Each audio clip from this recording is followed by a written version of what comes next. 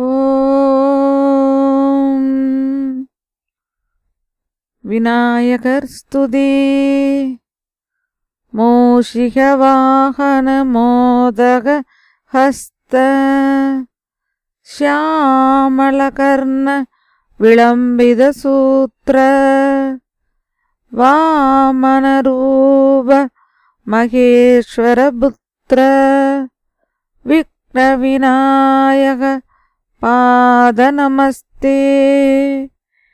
வேளமுகத்து விநாயகனை தொழ வாழ்வு மிகுந்து வரும். வெற்றி முகத்து வேலவனை தொழ புத்தி மிகுந்து வரும். வெள்ளி கொம்பன் விநாயகனை தொழ துள்ளி ஓடும் தொடர்ந்த வினைகளே. அப்பமுப்பொழுதும் ஆமுது செய்தருளிய தொப்பையப்பனை தொழவினை அருமே. ஓம் ஓம் ஸ்ரீராம அஷ்டோத்திர சதநாமாவளி. ஓம் ஸ்ரீராமாய நமஹ. ஓம் ராமபத்ராய நமஹ. ஓம் ராமச்சந்திராய நமஹ. ஓம் சாஸ்வதாய நமஹ. ஓம் ராஜீவலோஷனாய நமஹ. ஓம் ஸ்ரீமதே நமஹ. ஓம் ராஜேந்திராய நமஹ. ஓம் ரகுபுங்கவாய நமஹ. ஓம் ஜானகி வல்லபாய நமஹ. ஓம் ஜைத்ராய நமஹ. ஓம் ஜிதாமித்ராய நமஹ. ஓம் ஜனார்த்தனாய நமஹ. ஓம் விஸ்வாமித்ர பிரியாய நமஹ. ஓம் தாந்தாய நமஹ. ஓம் சரணத்ராண தத்பராய நமஹ. ஓம் வாலி பிரமதனாய நமஹ.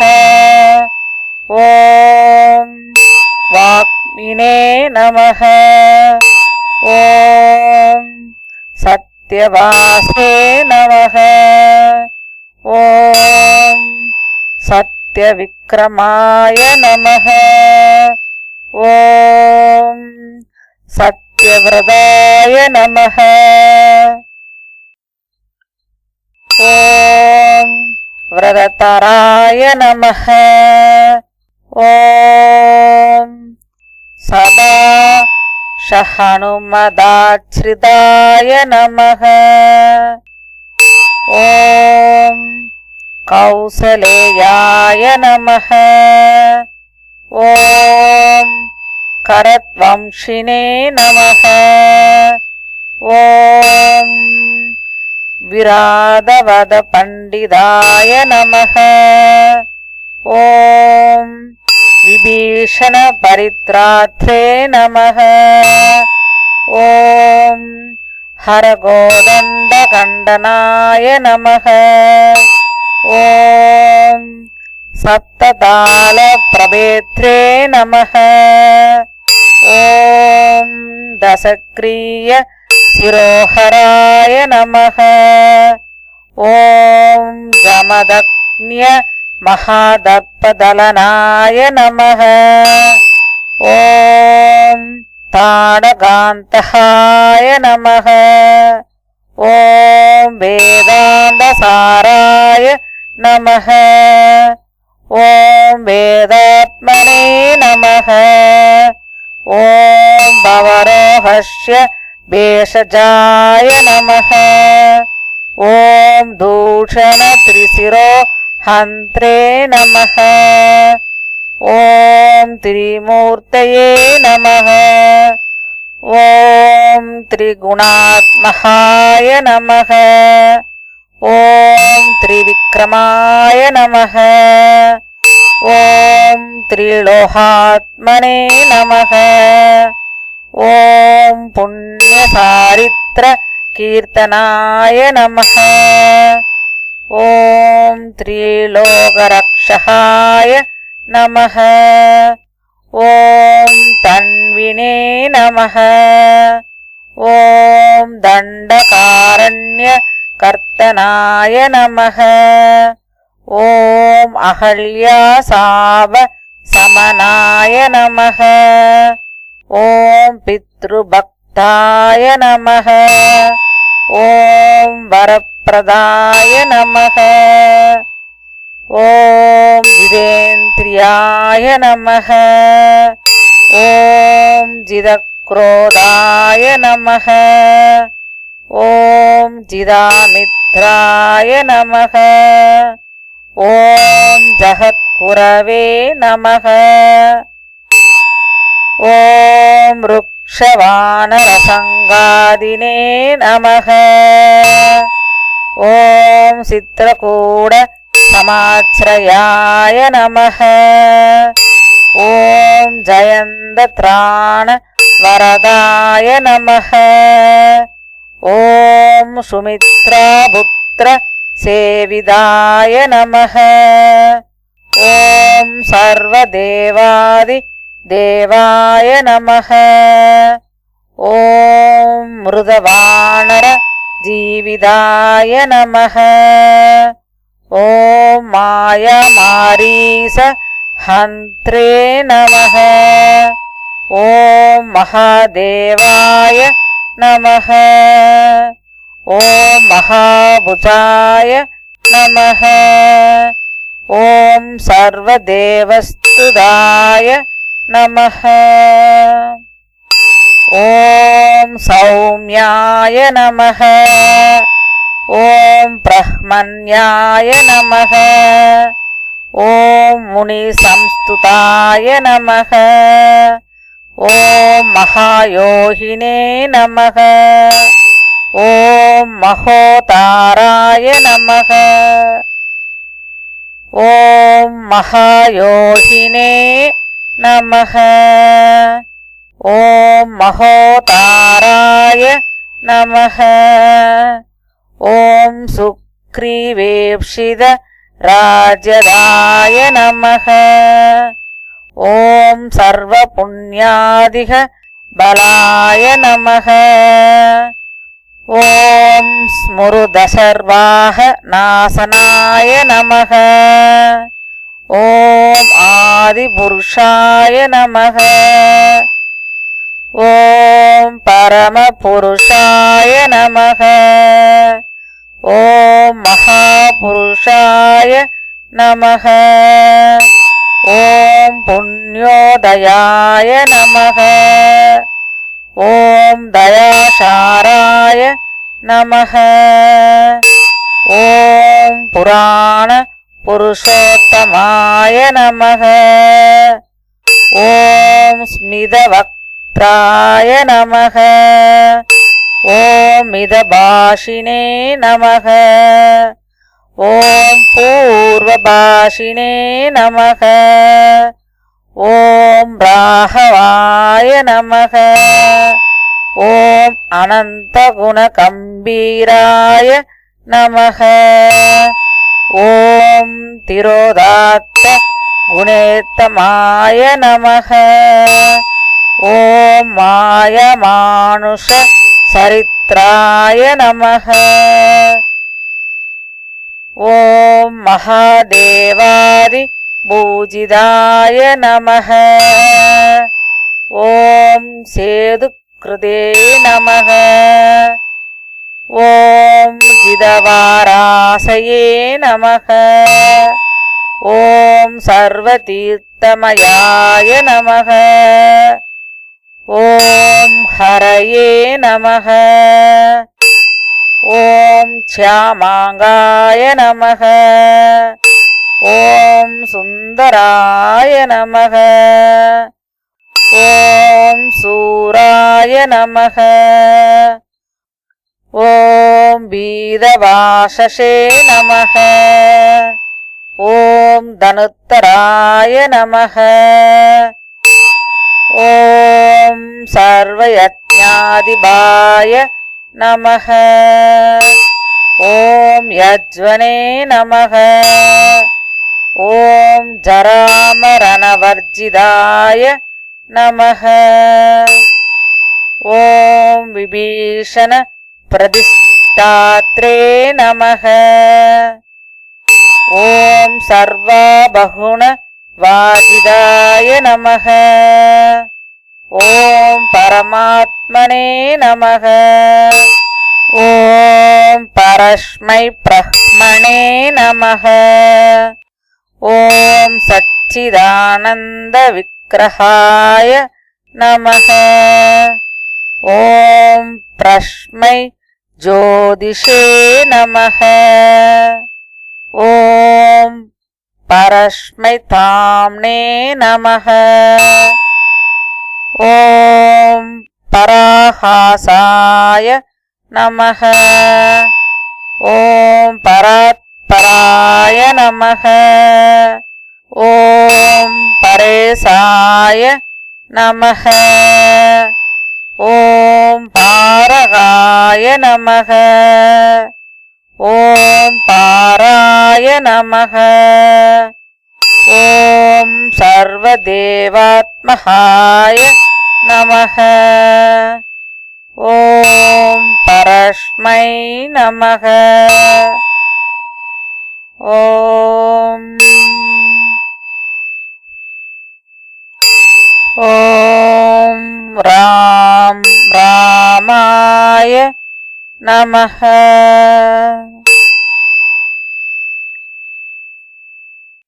ஸ்ரீராம ஜய ராம ஜய ஜய ராம.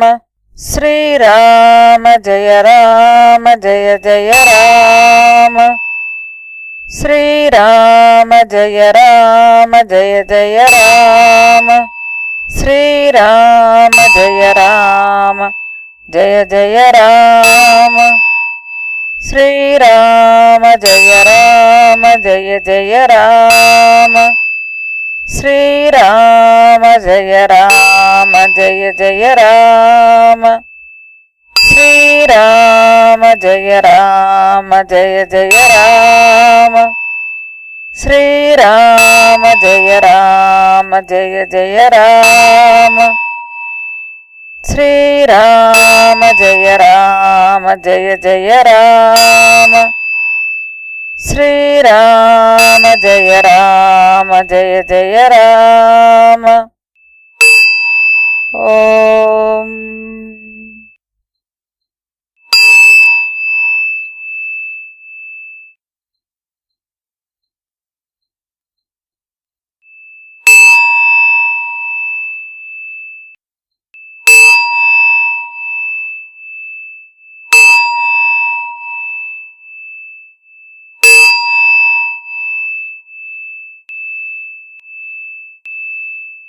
ஓம்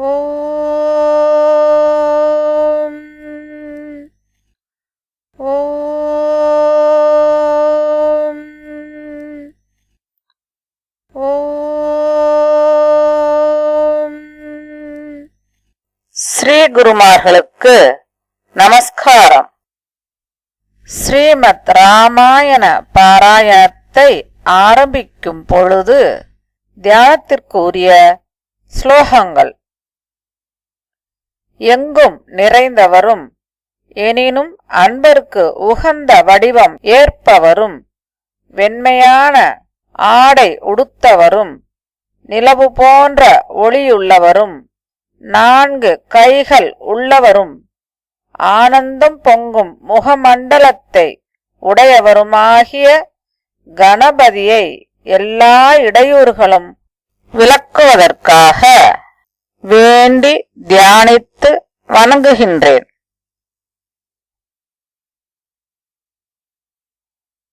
பிரம்மா முதலிய தேவர்கள் எல்லா காரியங்களின் ஆரம்பத்திலும் எவனை வணங்கி செய்ய வேண்டியதை செய்து முடித்தவர்களானார்களோ அந்த ஆனை முகத்தோனை நான் நமஸ்கரிக்கிறேன்.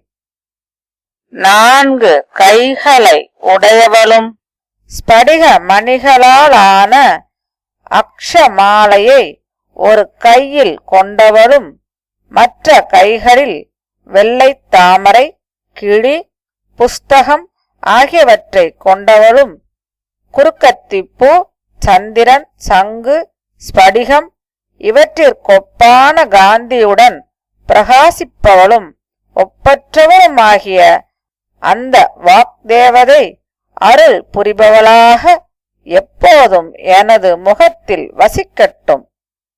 ராமராம எனும் இனிய சொல்லை இனிமையாக கூவிக்கொண்டு கவிதையாகிற கிளையில் ஏறி அமர்ந்திருக்கும் வால்மீகி எனும் குயிலை வணங்குகிறேன்.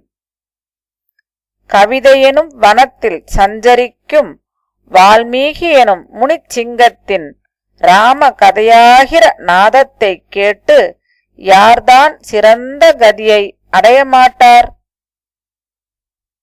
பிரசேதசின் புத்திரரும் மாசற்றவருமாகிய எவர் இடைவிடாது ராமச்சரித்திரமாகிய அமுத கடலை பருகியும் திருப்தி அடையவில்லையோ அந்த முனிவரை வணங்குகிறேன்.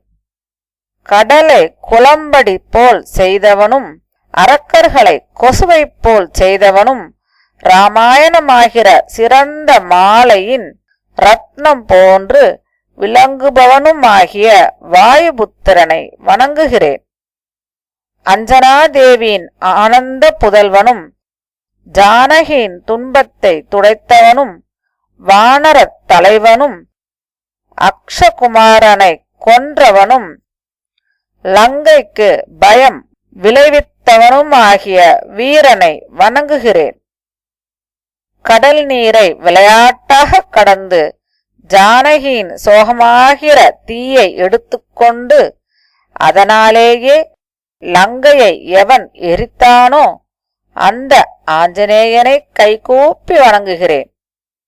சிவந்த முகமுடையவனும் பொன் மலை போன்று கம்பீரமான தோற்றமுடையவனும் பாரிஜாத மரத்தடியில் வசிப்பவனும் வாயுபுத்திரனுமாகிய ஆஞ்சநேயனை தியானிக்கிறேன். எங்கெங்கு ராமன் புகழ் பாடப்படுகிறதோ அங்கெல்லாம் சிரமேற்கூப்பிய கையுடனும் ஆனந்த பாஷ்யம் நிறைந்த கண்ணுடன் தோன்றுபவனும் ராட்சசர்களுக்கு யமனை போன்றவனுமாகிய வாயுபுத்திரனை வணங்குங்கள்.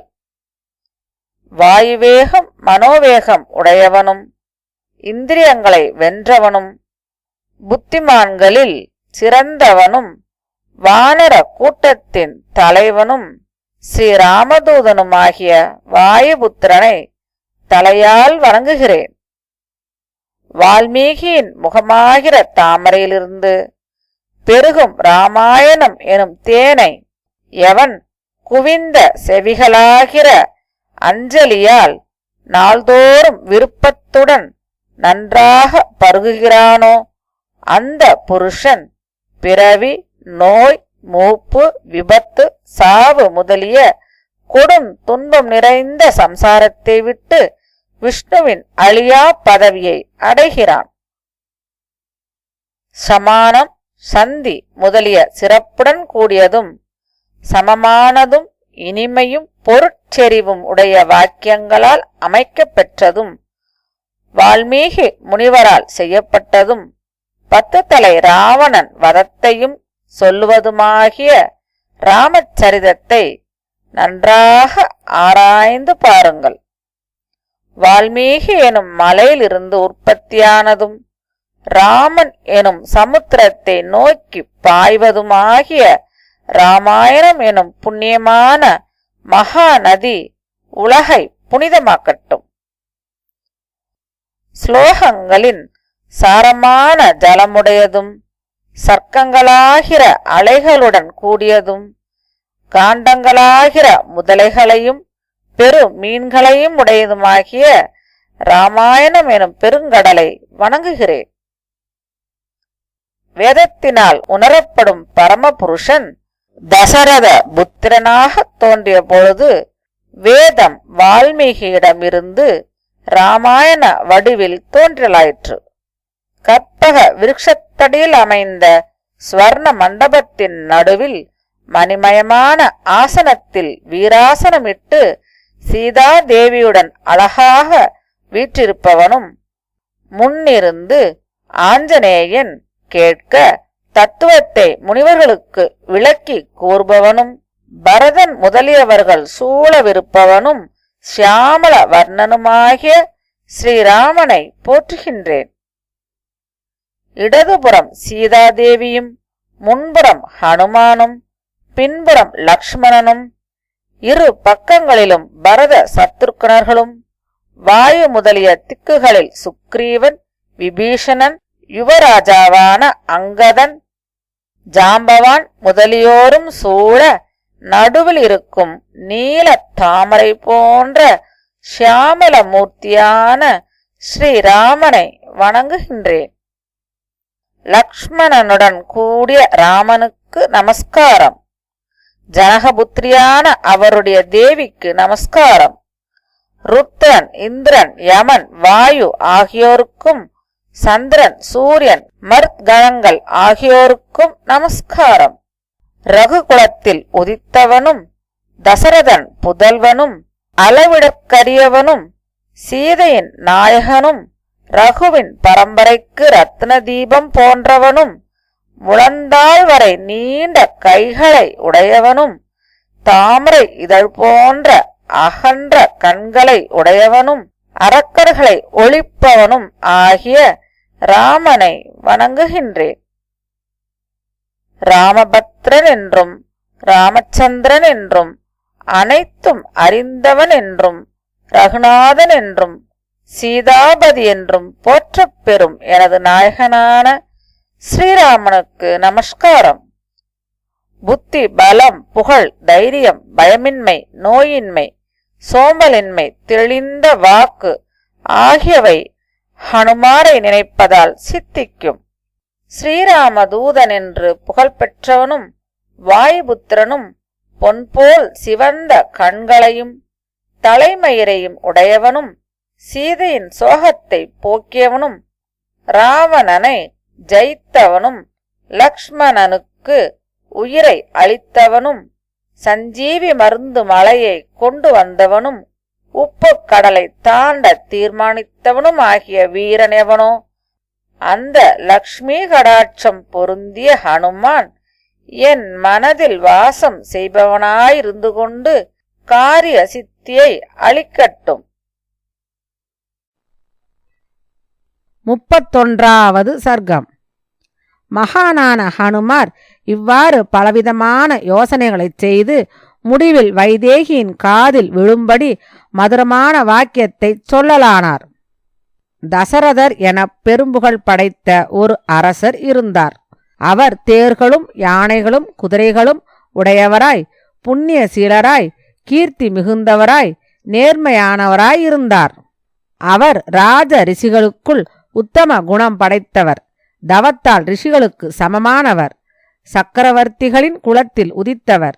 பலத்தில் தேவேந்திரனுக்கு ஒப்பானவர். அகிம்சையில் பற்றுள்ளவர். பெருந்தன்மை படைத்தவர். தயையுள்ளவர். உண்மை வீரர். இஷ்வாகு குலத் தலைவர். லக்ஷ்மி கடாட்சம் பெற்றவர். செல்வத்தை போற்றி வளர்ப்பவர்.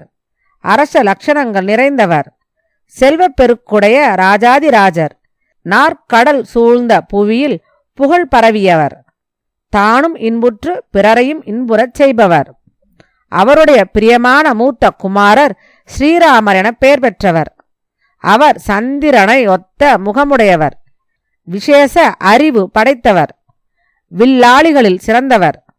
தனக்குரிய தர்மத்தை காப்பவர். தன்னை அண்டிய மக்களை காப்பவர். உலகத்துயிர்களையும் தர்மத்தையும் ரட்சிப்பவர். சத்துருக்களை தவிக்கச் செய்பவர். சத்திய விரதமுடையவரும் வயது முதிர்ந்தவருமான தந்தையின் சொற்படி அவ்வீரர் மனைவியுடனும் தம்பியுடனும் தவக்கோலத்தில் வனம் புகுந்தார். பெரிய காட்டில் வேட்டையாடி கொண்டிருக்கையில் விரும்பிய வடிவெடுக்க வல்லவர்களும் வீரர்களுமான பல அரக்கர்கள் அவரால் கொல்லப்பட்டனர். ஜனஸ்தானத்தில் நிகழ்ந்த வதத்தையும் கரனும் தூஷணனும் கொல்லப்பட்டதையும் கேள்விப்பட்ட ராவணனால் ஸ்ரீராமர் மாயா ரூபம் கொண்ட மானால் வஞ்சிக்கப்பட்டு ஜானகியானவள் பகைமையால் அவ்விடமிருந்து அபகரிக்கப்பட்டாள். அந்த ராமர் குற்றமற்ற சீதாதேவியை வனத்தில் தேடிச் செல்லுகையில் சுக்ரீவன் என பெயர் பெற்ற வானரனை நண்பனாக அடைந்தார். சீதையை தேடி கண்டுபிடிப்பதாய் சுக்ரீவன் வாக்களித்தான். வானரர்களின் அரசை மீண்டும் சுக்ரீவனுக்கு வரும்படி செய்வதாய் ஸ்ரீராமர் வாக்களித்தார். பிறகு மகா பலசாலியும் பராக்கிரமசாலியுமான ராமர் வாலியை கொன்று அந்த வானர ராஜ்யத்தை சுக்ரீவனுக்கு கொடுத்தார். சுக்ரீவனால் கட்டளையிடப்பட்டவர்களும் விரும்பிய வடிவம் எடுக்க வல்லவர்களுமான வானரர்கள் ஆயிரக்கணக்கில் எல்லா திக்குகளிலும் தேவியை தேடிக் கொண்டிருக்கிறார்கள். சம்பாதியின் வசனத்தால் நான் அவ்விசாலாட்சியை காணும் பொருட்டு 100 யோஜனை அகன்ற சமுத்திரத்தை வேகமாக தாண்டி வந்துள்ளேன். எந்தவிதமான ரூபமும் எந்தவிதமான வர்ணமும் எந்தவிதமான அழகும் உடையவளாக ஸ்ரீ ராகவனால் நிச்சயித்து கூறியபடி நான் அறிந்துள்ளேனோ அவளை என்னால் காணப்படும் இவள். வானர சிரேஷ்டராகிய இவர் இவ்வாறு வார்த்தையை கூறிவிட்டு மௌனமாயிருந்தார். ஜானகி அதை கேட்டு மிகுந்த ஆச்சரியத்தை அடைந்தாள். சுருட்டை குழல்களால் அழகிய கூந்தலை படைத்த அவள் பயத்துடன் முதலில் மறைந்த முகத்தை நிமிர்த்தி சிம்சுபா விருட்சத்தை பார்த்தாள். முழு மனதுடன் ஸ்ரீராமரையே தொடர்ந்து நினைத்து கொண்டிருக்கும் சீதை வானரர் தனக்குத்தானே பேசுவது போல் பேசிக்கொண்டதை கேட்டபின் திக்குகளையும் திசைகளையும் உற்று நோக்கிவிட்டு பரம சந்தோஷத்தை அடைந்தாள். மீண்டும் குறுக்கும் நெடுக்கும் மேலும் கீழும் நன்றாய் கவனித்து பார்த்தபின் வானராதிபதியின் மந்திரியும் எண்ணுதற்கரிய புத்திவன்மை படைத்தவரும் உதய சூரியனைப் போன்றவருமான அந்த வாயுபுத்திரரை கண்ணுற்றாள். இங்கனம் 31வது சர்க்கம் முற்றும். 32வது சர்க்கம். சீதை ஹனுமாரை காணுதல். கிளைகளின் நடுவில் மறைந்திருந்தவரும் வெள்ளை ஆடை உடுத்தியவரும் மின்னல் தொகுதியிடை தோன்றிய பொன் போன்ற வர்ணமுடையவருமாகிய அவரை கண்டு திடுக்குற்றாள்.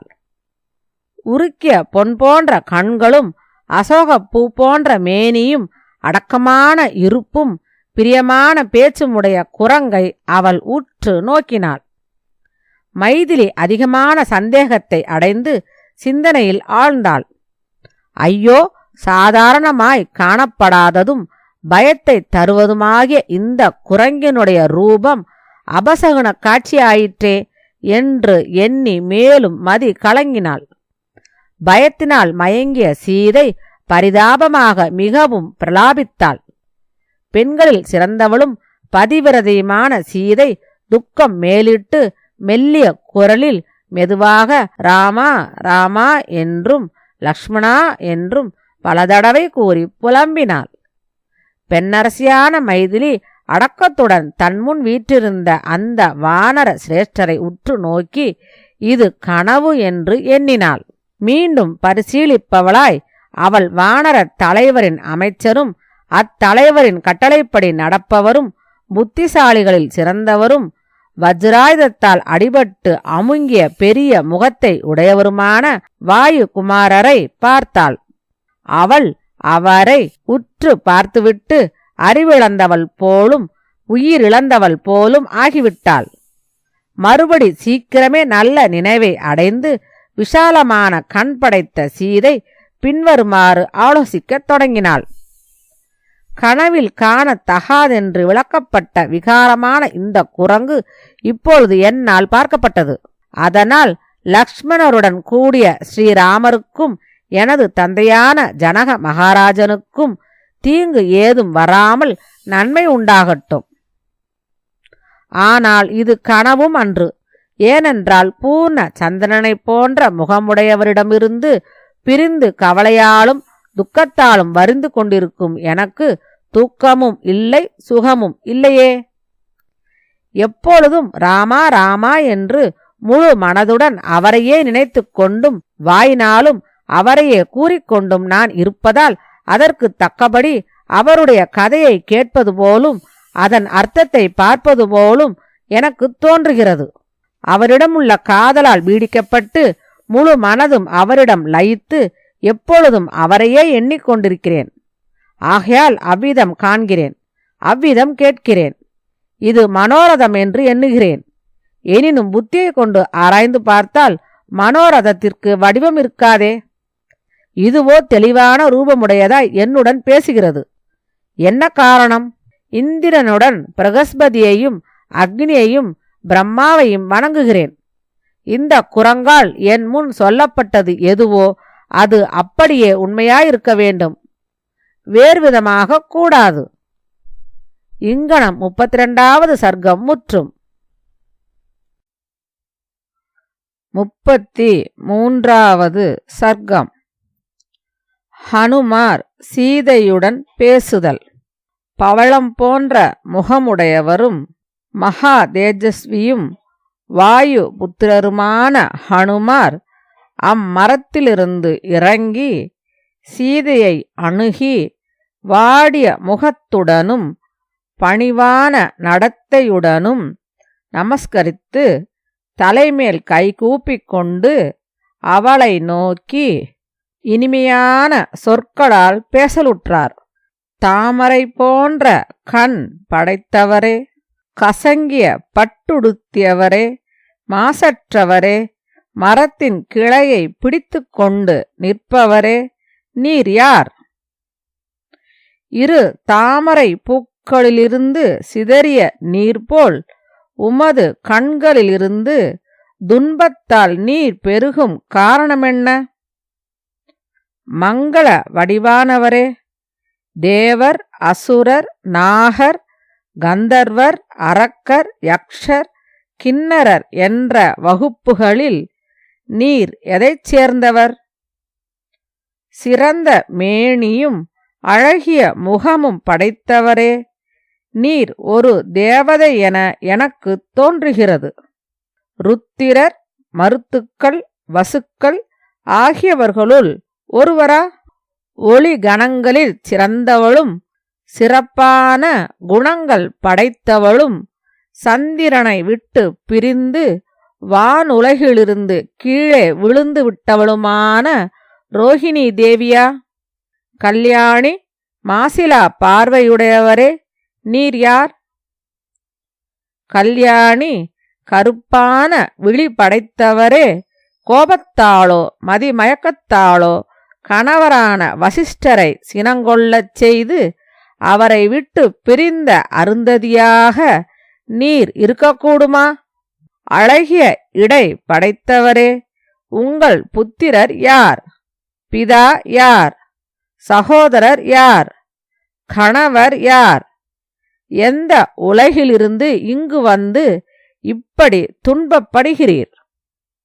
அழுவதாலும் பெருமூச்செறிவதாலும் பூமியை தொட்டு கொண்டிருப்பதாலும் அரச குடும்பத்திற்குரிய அடையாளங்களுடன் கூடியதிருப்பதாலும் உங்களை நான் தேவஸ்திரீ அல்ல என்று எண்ணுகிறேன்.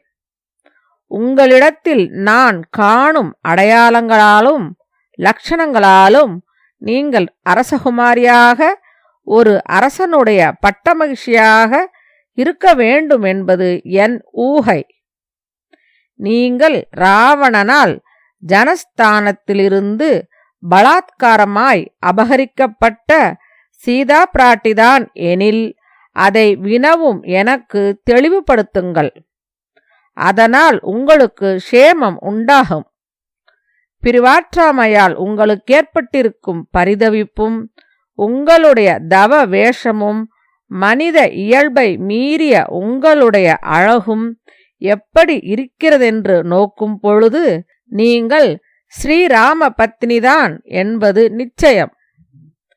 வைதேகி அவருடைய வார்த்தையை கேட்டு ஸ்ரீராமரை பற்றிய பேச்சால் மகிழ்ந்து மரத்தை சார்ந்து நின்ற அந்த ஹனுமாரை பார்த்து பின்வருமாறு பேசினாள். பூமியில் சிறப்பு மிகுந்த அரசர்களின் தலைவராயும் பகைவர் படைகளை சிதறடிக்க வல்லவர் என பெயர் பெற்றவராயும் இருந்த தசரதருடைய மருமகள்தான் நான். மகாத்மாவாகிய விதேக மன்னர் ஜனகருடைய புதல்வியும் சிறந்த புத்திமானான ஸ்ரீராமருடைய மனைவியும் சீதை என்ற பெயரால் அழைக்கப்படுபவளும் நான்தான். ஸ்ரீராகவருடைய அரண்மனையில் எல்லா ஆசைகளின் பூர்த்தியையும் அடைந்தவளாய் மானிடர்க்குரிய போகங்களை 12 ஆண்டுகள் அனுபவித்தேன். 13வது வருஷத்தில் தசரத மகாராஜா ஆசாரியர்களுடன் கலந்து யோசித்து இக்ஷ்வாகு குல நந்தனரான ஸ்ரீராமரை யுவராஜா என அபிஷேகம் செய்வதாய் வெளியிட்டார். ஸ்ரீராமருக்கு அபிஷேகம் செய்வதற்கு வேண்டிய பொருள்கள் சேகரிக்கப்படுகையில் கைகேயி தேவி கணவராகிய தசரதரிடம் பின்வருமாறு கூறினாள். ராமன் அபிஷேகம் பண்ணப்பட்டால் அன்றாட உணவை நான் உட்கொள்ள மாட்டேன். தண்ணீரும் பருகேன். இது என் வாழ்வின் முடிவாகும். அரச சிரேஷ்டரே, உங்களால் அந்த காலத்தில் அன்பினால் எந்த வாக்கு என கழிக்கப்பட்டதோ அது பொய்யாய் போகாமல் இருக்க வேண்டுமானால் ராகவன் வனம் செல்ல வேண்டும். சத்தியமான வாக்குடைய அவ்வரசர் தன் மனைவிக்கு கொடுத்த வரத்தை நினைப்பூட்டிக் கொண்டு கைகேயின் பிரியமற்ற கொடுஞ்சொல்லை கேட்டதும் மதி கலங்கினார். வயது முதிர்ந்த அவ்வரசர் சத்தியத்தாலும் தர்மத்தாலும் நிலை பெற்றவராய் கண்ணீர் விட்டுக்கொண்டு புகழ்மிக்க தனது மூத்த குமாரராகிய ராமரிடம் அரசாட்சியை பரதனுக்காக யாசித்தார். ஸ்ரீராமர் யுவராஜ பட்டாபிஷேகத்தை காட்டிலும் தந்தையின் சொல்லை நிறைவேற்றுவதை மிகவும் பிரியமானதென்று முதலில் மனதில் நிச்சயித்து கொண்டு பின்பு வாக்கினாலும் ஏற்றுக்கொண்டார். உண்மையே வீரியமாயுடைய ஸ்ரீராமர் கொடுப்பார், வாங்க மாட்டார். உயிர் போனாலும் பிரியமில்லாததை சிறிதும் பேசமாட்டார். பெரும் புகழ் படைத்த அவர் மதிப்புமிக்க மேலாடைகளை நீத்து மனதினால் அரசை துறந்து என்னை தமது அன்னையுடன் இருக்கும்படி கூறினார். அப்பொழுது நான் அவருக்கு முன்பாகவே விரைந்து வனவாசத்திற்கு புறப்பட்டேன். அவரை விட்டு பிரிந்து ஸ்வர்க்கவாசமும் எனக்கு பிடிக்காது. உத்தம குணங்கள் படைத்தவரும் அன்பர்களை மகிழ்விப்பவரும் சுமித்திரையின் புதல்வருமாகிய லக்ஷ்மணரும் தமையனை பின்பற்றிச் செல்லும் பொருட்டு மரவுரியுடன் யாவர்க்கும் முன்பே சித்தமாயிருந்தார். அப்படிப்பட்ட நாங்கள் நாயகரின் கட்டளையை பெரிதாய்க் கொண்டு உறுதியான விரதமுடையவர்களாய் முன்பு பார்த்திராததும் கடத்தற்கரியதுமான காட்டில் புகுந்தோம். தண்டகாரண்யத்தில் வசிக்கையில் அளவிலா திறமை வாய்ந்த ஸ்ரீராமருடைய பத்னியான நான் தூராத்மாவும் அரக்கனுமான ராவணனால் அபகரிக்கப்பட்டேன்.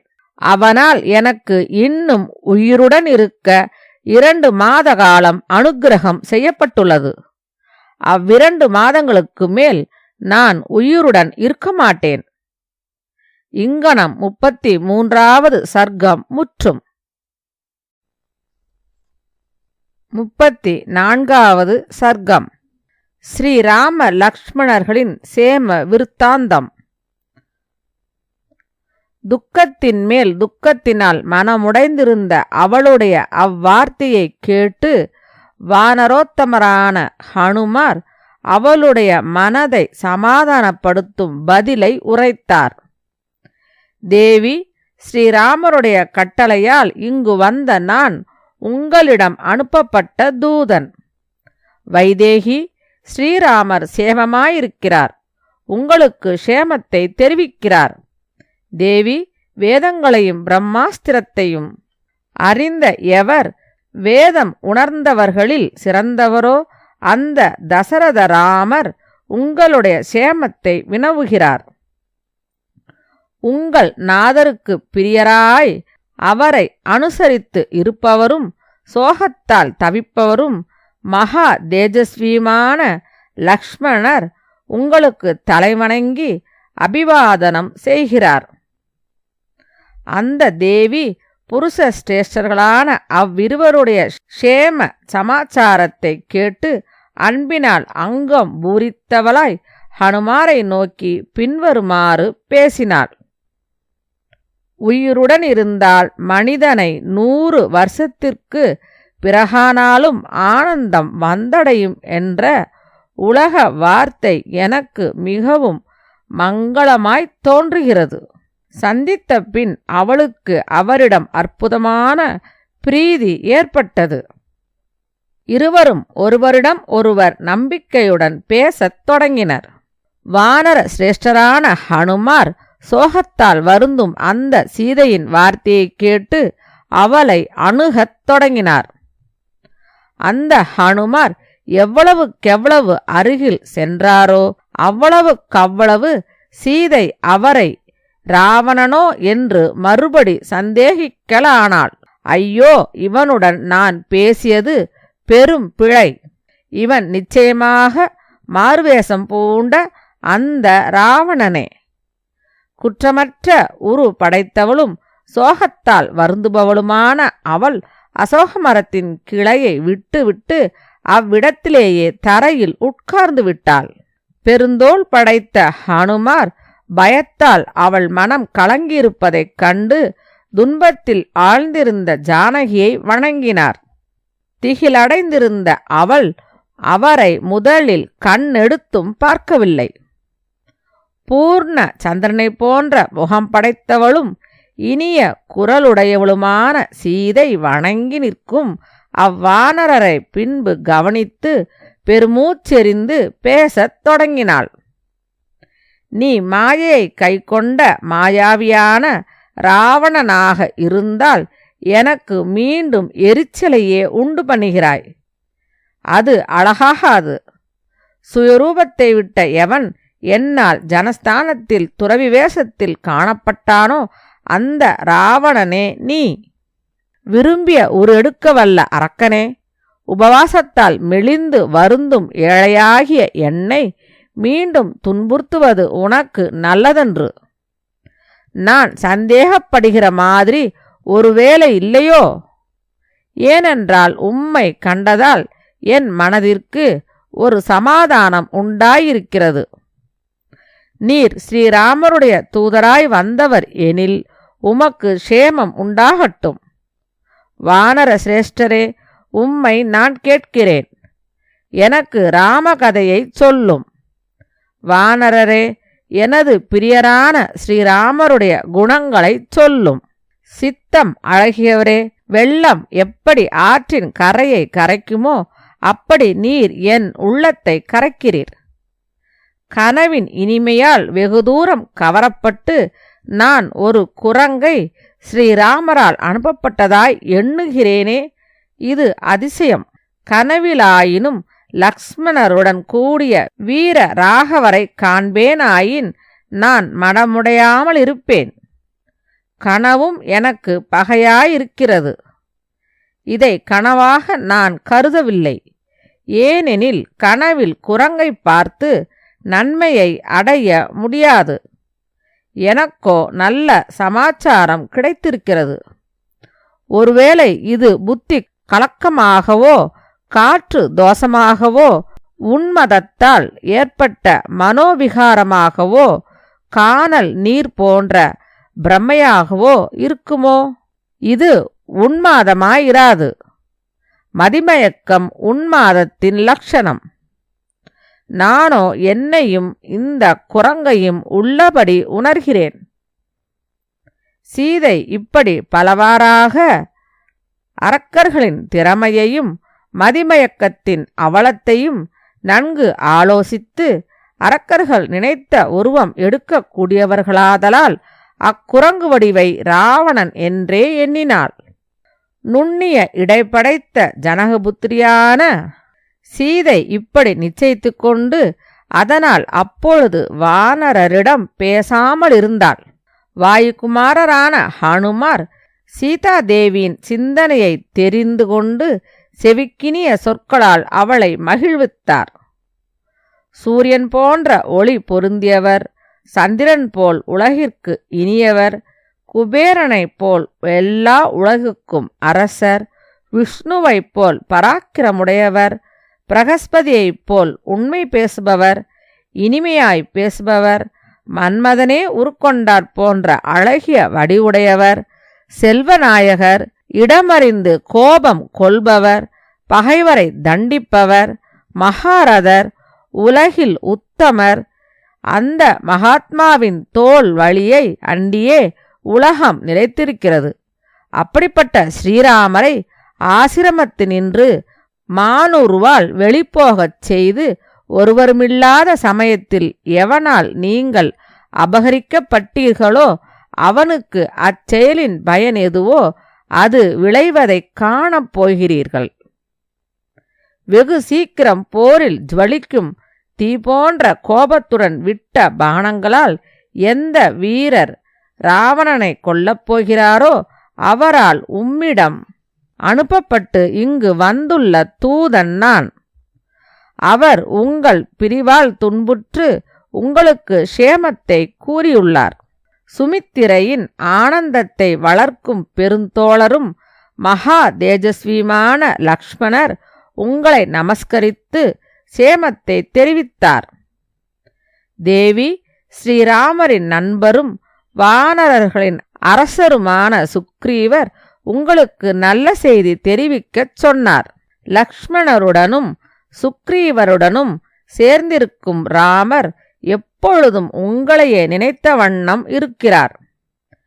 வைதேகி பிராட்டியே, நீங்கள் அரக்கிகளின் வசப்பட்டும் அதிர்ஷ்டவசத்தால் உயிருடன் இருக்கிறீர்கள்.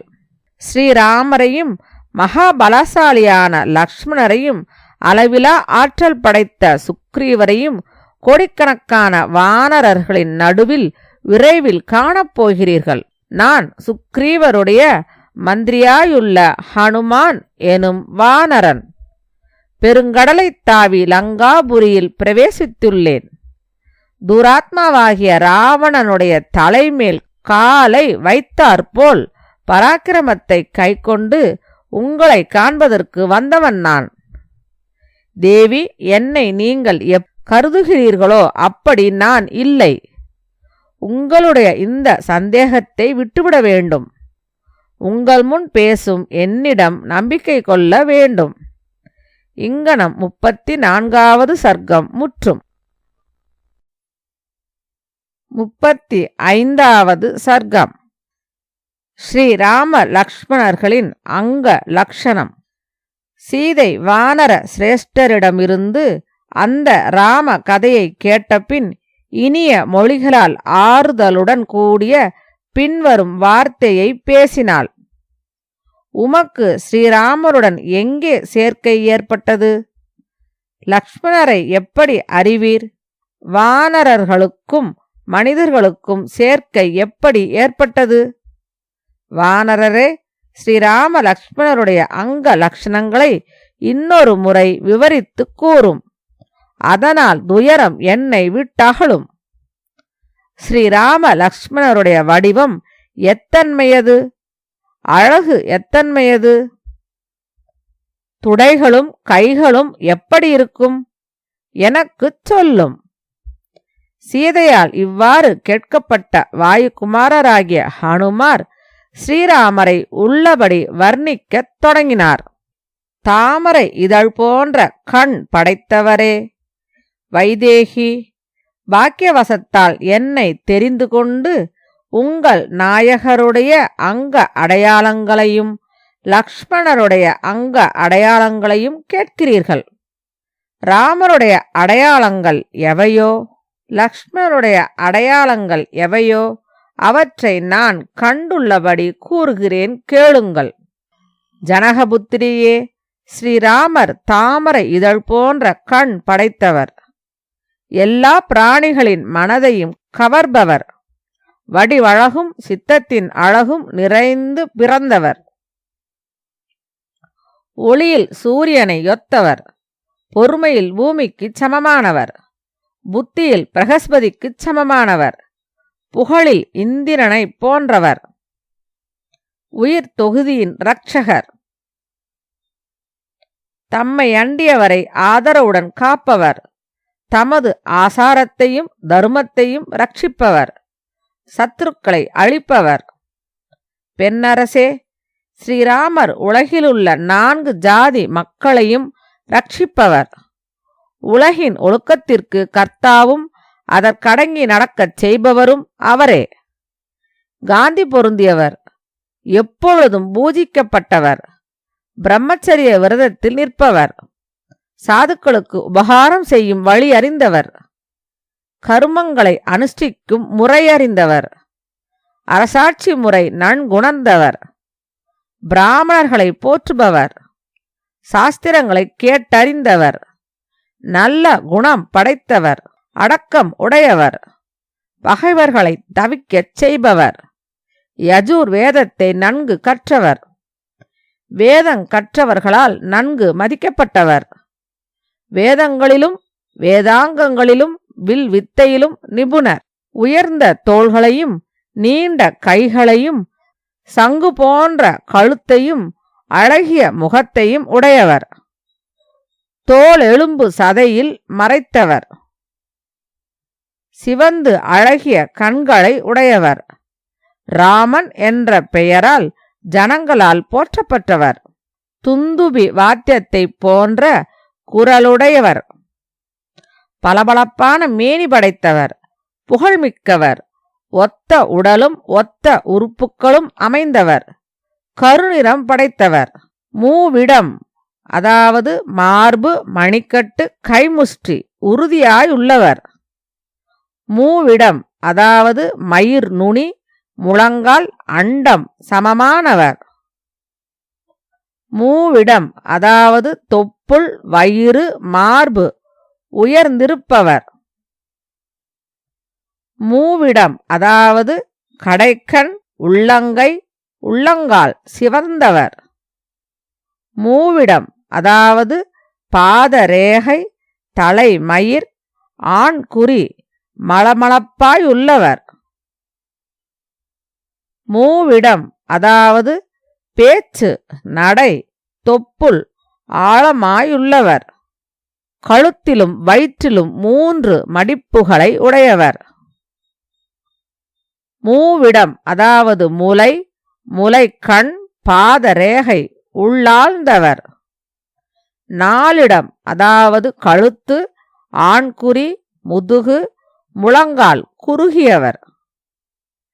தலையில் 3 சுழியுடையவர். கால் கட்டை விரலில் 4 வேத ரேகைகளை உடையவர். நெற்றியில் 4 ரேகைகளை உடையவர். 4 முழம் உயரமுள்ளவர். 4 இடம் அதாவது தோள், முழங்கால், துடை, கன்னம் சமமாயிருப்பவர். 14 இடம் அதாவது புருவம், மூக்குத்துவாரம், கண், காது, உதடு, முலைக்காம்பு, முழங்கை, முழங்கால், மணிக்கட்டு, அண்டம், இடை, கை, கால், குண்டி இவைகள் இணையானவர். 4 கோரை பற்களை உடையவர். 4 விதமான அதாவது சிங்கம், புலி, யானை, எருது ஒத்த நடையுடையவர். பருத்த உதடும் கன்னமும் மூக்கும் உடையவர். 5 இடம் அதாவது தலைமயிர், கண், பல், தோல், உள்ளங்கால் பளபளப்பானவர். 8 இடம் அதாவது 2 கைகள், கை விரல்கள், 2 தொடைகள், முழங்கால்கள் நேரானவர். 10 இடம் அதாவது முகம், கண், வாய், நாக்கு, உதடு, தாடை, முலை, நகம், கை, கால் தாமரை மலர் போன்றவர். 10 இடம், அதாவது மார்பு, தலை, நெற்றி, கழுத்து, தோள், கை, தொப்புள், பக்கம், பின் தட்டு, காது விசாலமானவர். பராக்கிரமம், புகழ், செல்வம் ஆகிய 3 எங்கும் வியாபித்தவர். 2 இடம், பல், கண் வெளுத்தவர். 6 இடம், அதாவது கக்ஷம், வயிறு, மார்பு, மூக்கு, தோள், நெற்றி உயர்ந்தவர். 9 இடம், அதாவது கேசம், மீசை, நகம், ரோமம், தோள், விரல், கண், ஆண்குறி, புத்தி நுட்பமானவர். 3 வேளைகளில் முறையே அறம், பொருள், இன்பம் என்ற தர்மங்களை அனுஷ்டித்து நிரப்புபவர் ஸ்ரீராகவர். சத்தியத்திலும் தர்மத்திலும் ஆழ்ந்த பற்றுள்ளவர். திருவுடையவர். பொருளை ஈட்டுதலிலும் ஈதலிலும் பிரியமுள்ளவர். இடத்தையும் காலத்தையும் பற்றிய பகுத்தறிவுடையவர். உலகனைத்திற்கும் இனிமையாய் பேசுபவர். அவருடைய சகோதரரும் சிற்றன்னை சுமித்திரையின் புத்திரருமாகிய லக்ஷ்மணரும் எவராலும் வெல்லுதற்கரியவர். அன்பிலும் அழகிலும் குணத்திலும் அவரையொத்தவர். உங்களை தேடிக்கொண்டு நாடெங்கும் சுற்றி வருகையில் வீர புருஷர்களாகிய அவர்கள் எங்களை சந்தித்தார்கள். பூமியில் உங்களையே தேடி அலைந்த அவர்கள் காண்பதற்கினிய வானர அரசராகிய சுக்ரீவரை கண்டார்கள். அவ்வரசர் தமது தமையனால் அவமதிப்பை அடைந்திருந்தவர்.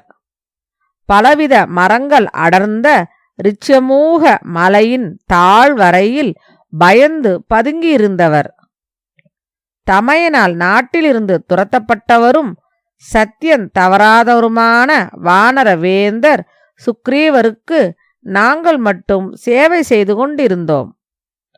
மர உரி அணிந்து சிறந்த விற்களை கையில் ஏந்திக்கொண்டு அவ்விருவரும் ரிச்சமூக மலையின் அழகியதொரு பிரதேசத்தை அடைந்தார்கள்.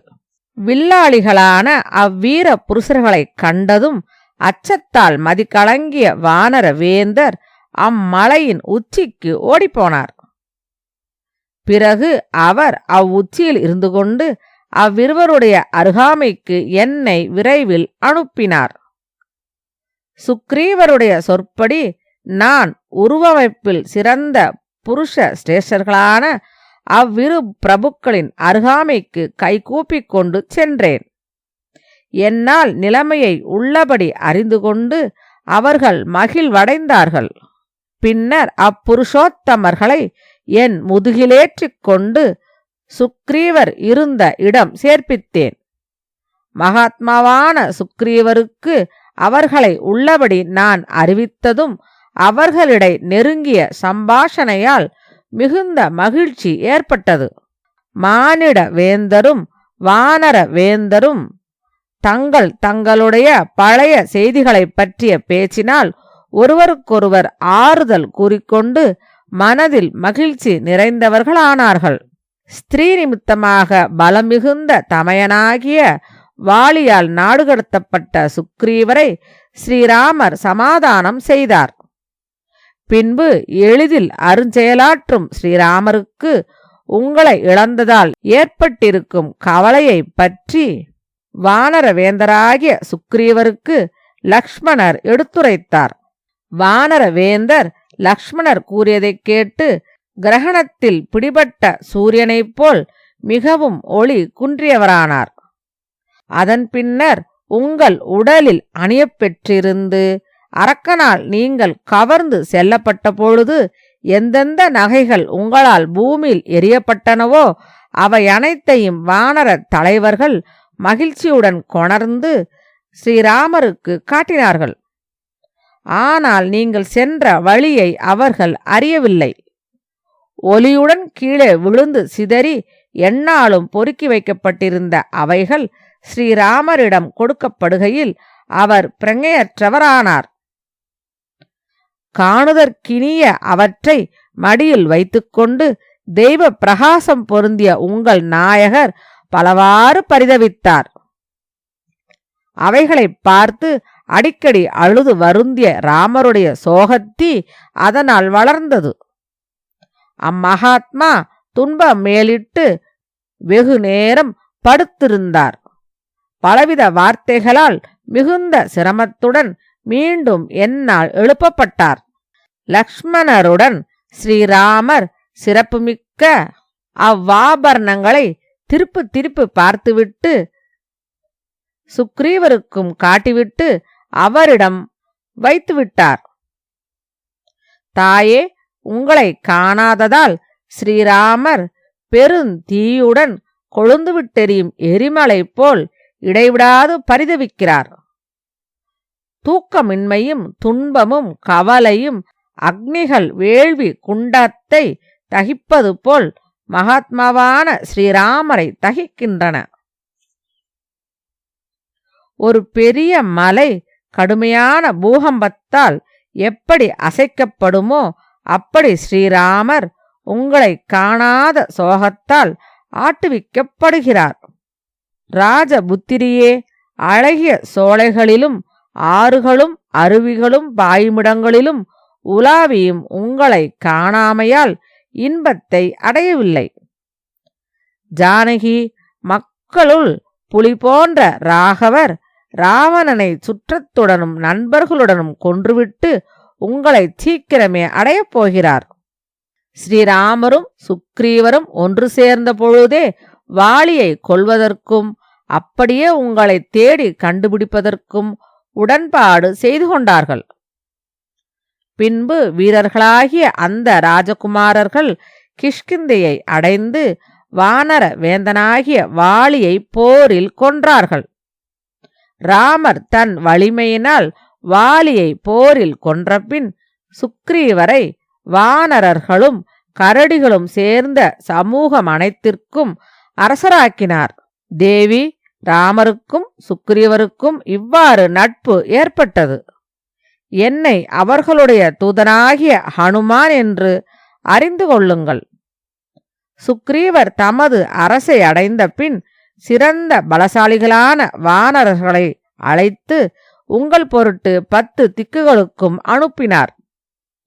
வானர அரசனால் கட்டளையிடப்பட்டவர்களும் இமயமலை கொப்பான வலிமை உள்ளவர்களுமான வானரர்கள் பூமியின் எல்லா திக்குகளுக்கும் சென்றார்கள். அது முதல் நாங்களும் மற்ற வானரர்களும் சுக்ரீவருடைய கட்டளைக்கு பயந்து பூமியெங்கும் தேடிய வண்ணம் இருக்கிறோம். பலவானும் சீமானும் குரங்குகளில் சிறந்தவனுமாகிய வாலிகுமாரன் அங்கதன் 1/3 பங்கு சேனைகளுடன் புறப்பட்டான். மலைகளில் சிறந்த விந்தியத்தில் வழியிழந்து மிகவும் ஏங்கி பல இரவு பகல்களை கழித்தோம். காரியம் கைகூடாதென்ற வெறுப்பாலும் குறிப்பிட்ட காலம் கடந்துவிட்டமையாலும் வானர வேந்தனிடம் பயத்தாலும் நாங்கள் உயிரையும் விட துணிந்தோம். காடுகளையும் கடத்தற்கரிய இடங்களையும் மலைகளையும் அருவிகளையும் தேடித் தேடி தேவியின் இருப்பிடத்தை காணாமையால் நாங்கள் உயிரை விட முற்பட்டோம். வைதேகி, பட்டினி கிடந்து உயிர்விட துணிந்த வானர வீரர்களை அங்கதன் பார்த்து பெரிய துன்பக்கடலில் ஆழ்ந்து நீங்கள் காணாமற் போனதையும் வாலியின் மரணத்தையும் ஜடாயு இறந்ததையும் எங்களுடைய பிரயோபவேசத்தையும் எண்ணி பரிதவித்தான். அரசன் பணியை செய்து முடிப்போம் என்ற ஆசையற்று உயிர்விடப் போன எங்கள் காரியத்தை முடிக்க வந்தது போல் வீரியமுடைய பெரிய பக்ஷி ஒன்று வந்தது. ஜடாயுவின் சகோதரனான சம்பாதி என்ற அந்த கழுகரசர் தமது சகோதரர் கொலையுண்டதைக் கேட்டு கோபமூண்டு பின்வருமாறு பேசினார். வானர வீரர்களே, என் தம்பி யாரால் எங்கே கொலை செய்து வீழ்த்தப்பட்டார்? உங்களிடமிருந்து இதை அறிய விரும்புகிறேன். பயங்கரமான வடிவுடைய ராவணனால் உங்கள் பொருட்டு ஜனஸ்தானத்தில் மகானாகிய ஜடாயு கொல்லப்பட்டதை நடந்தபடியே அங்கதன் அவருக்குச் சொன்னான்.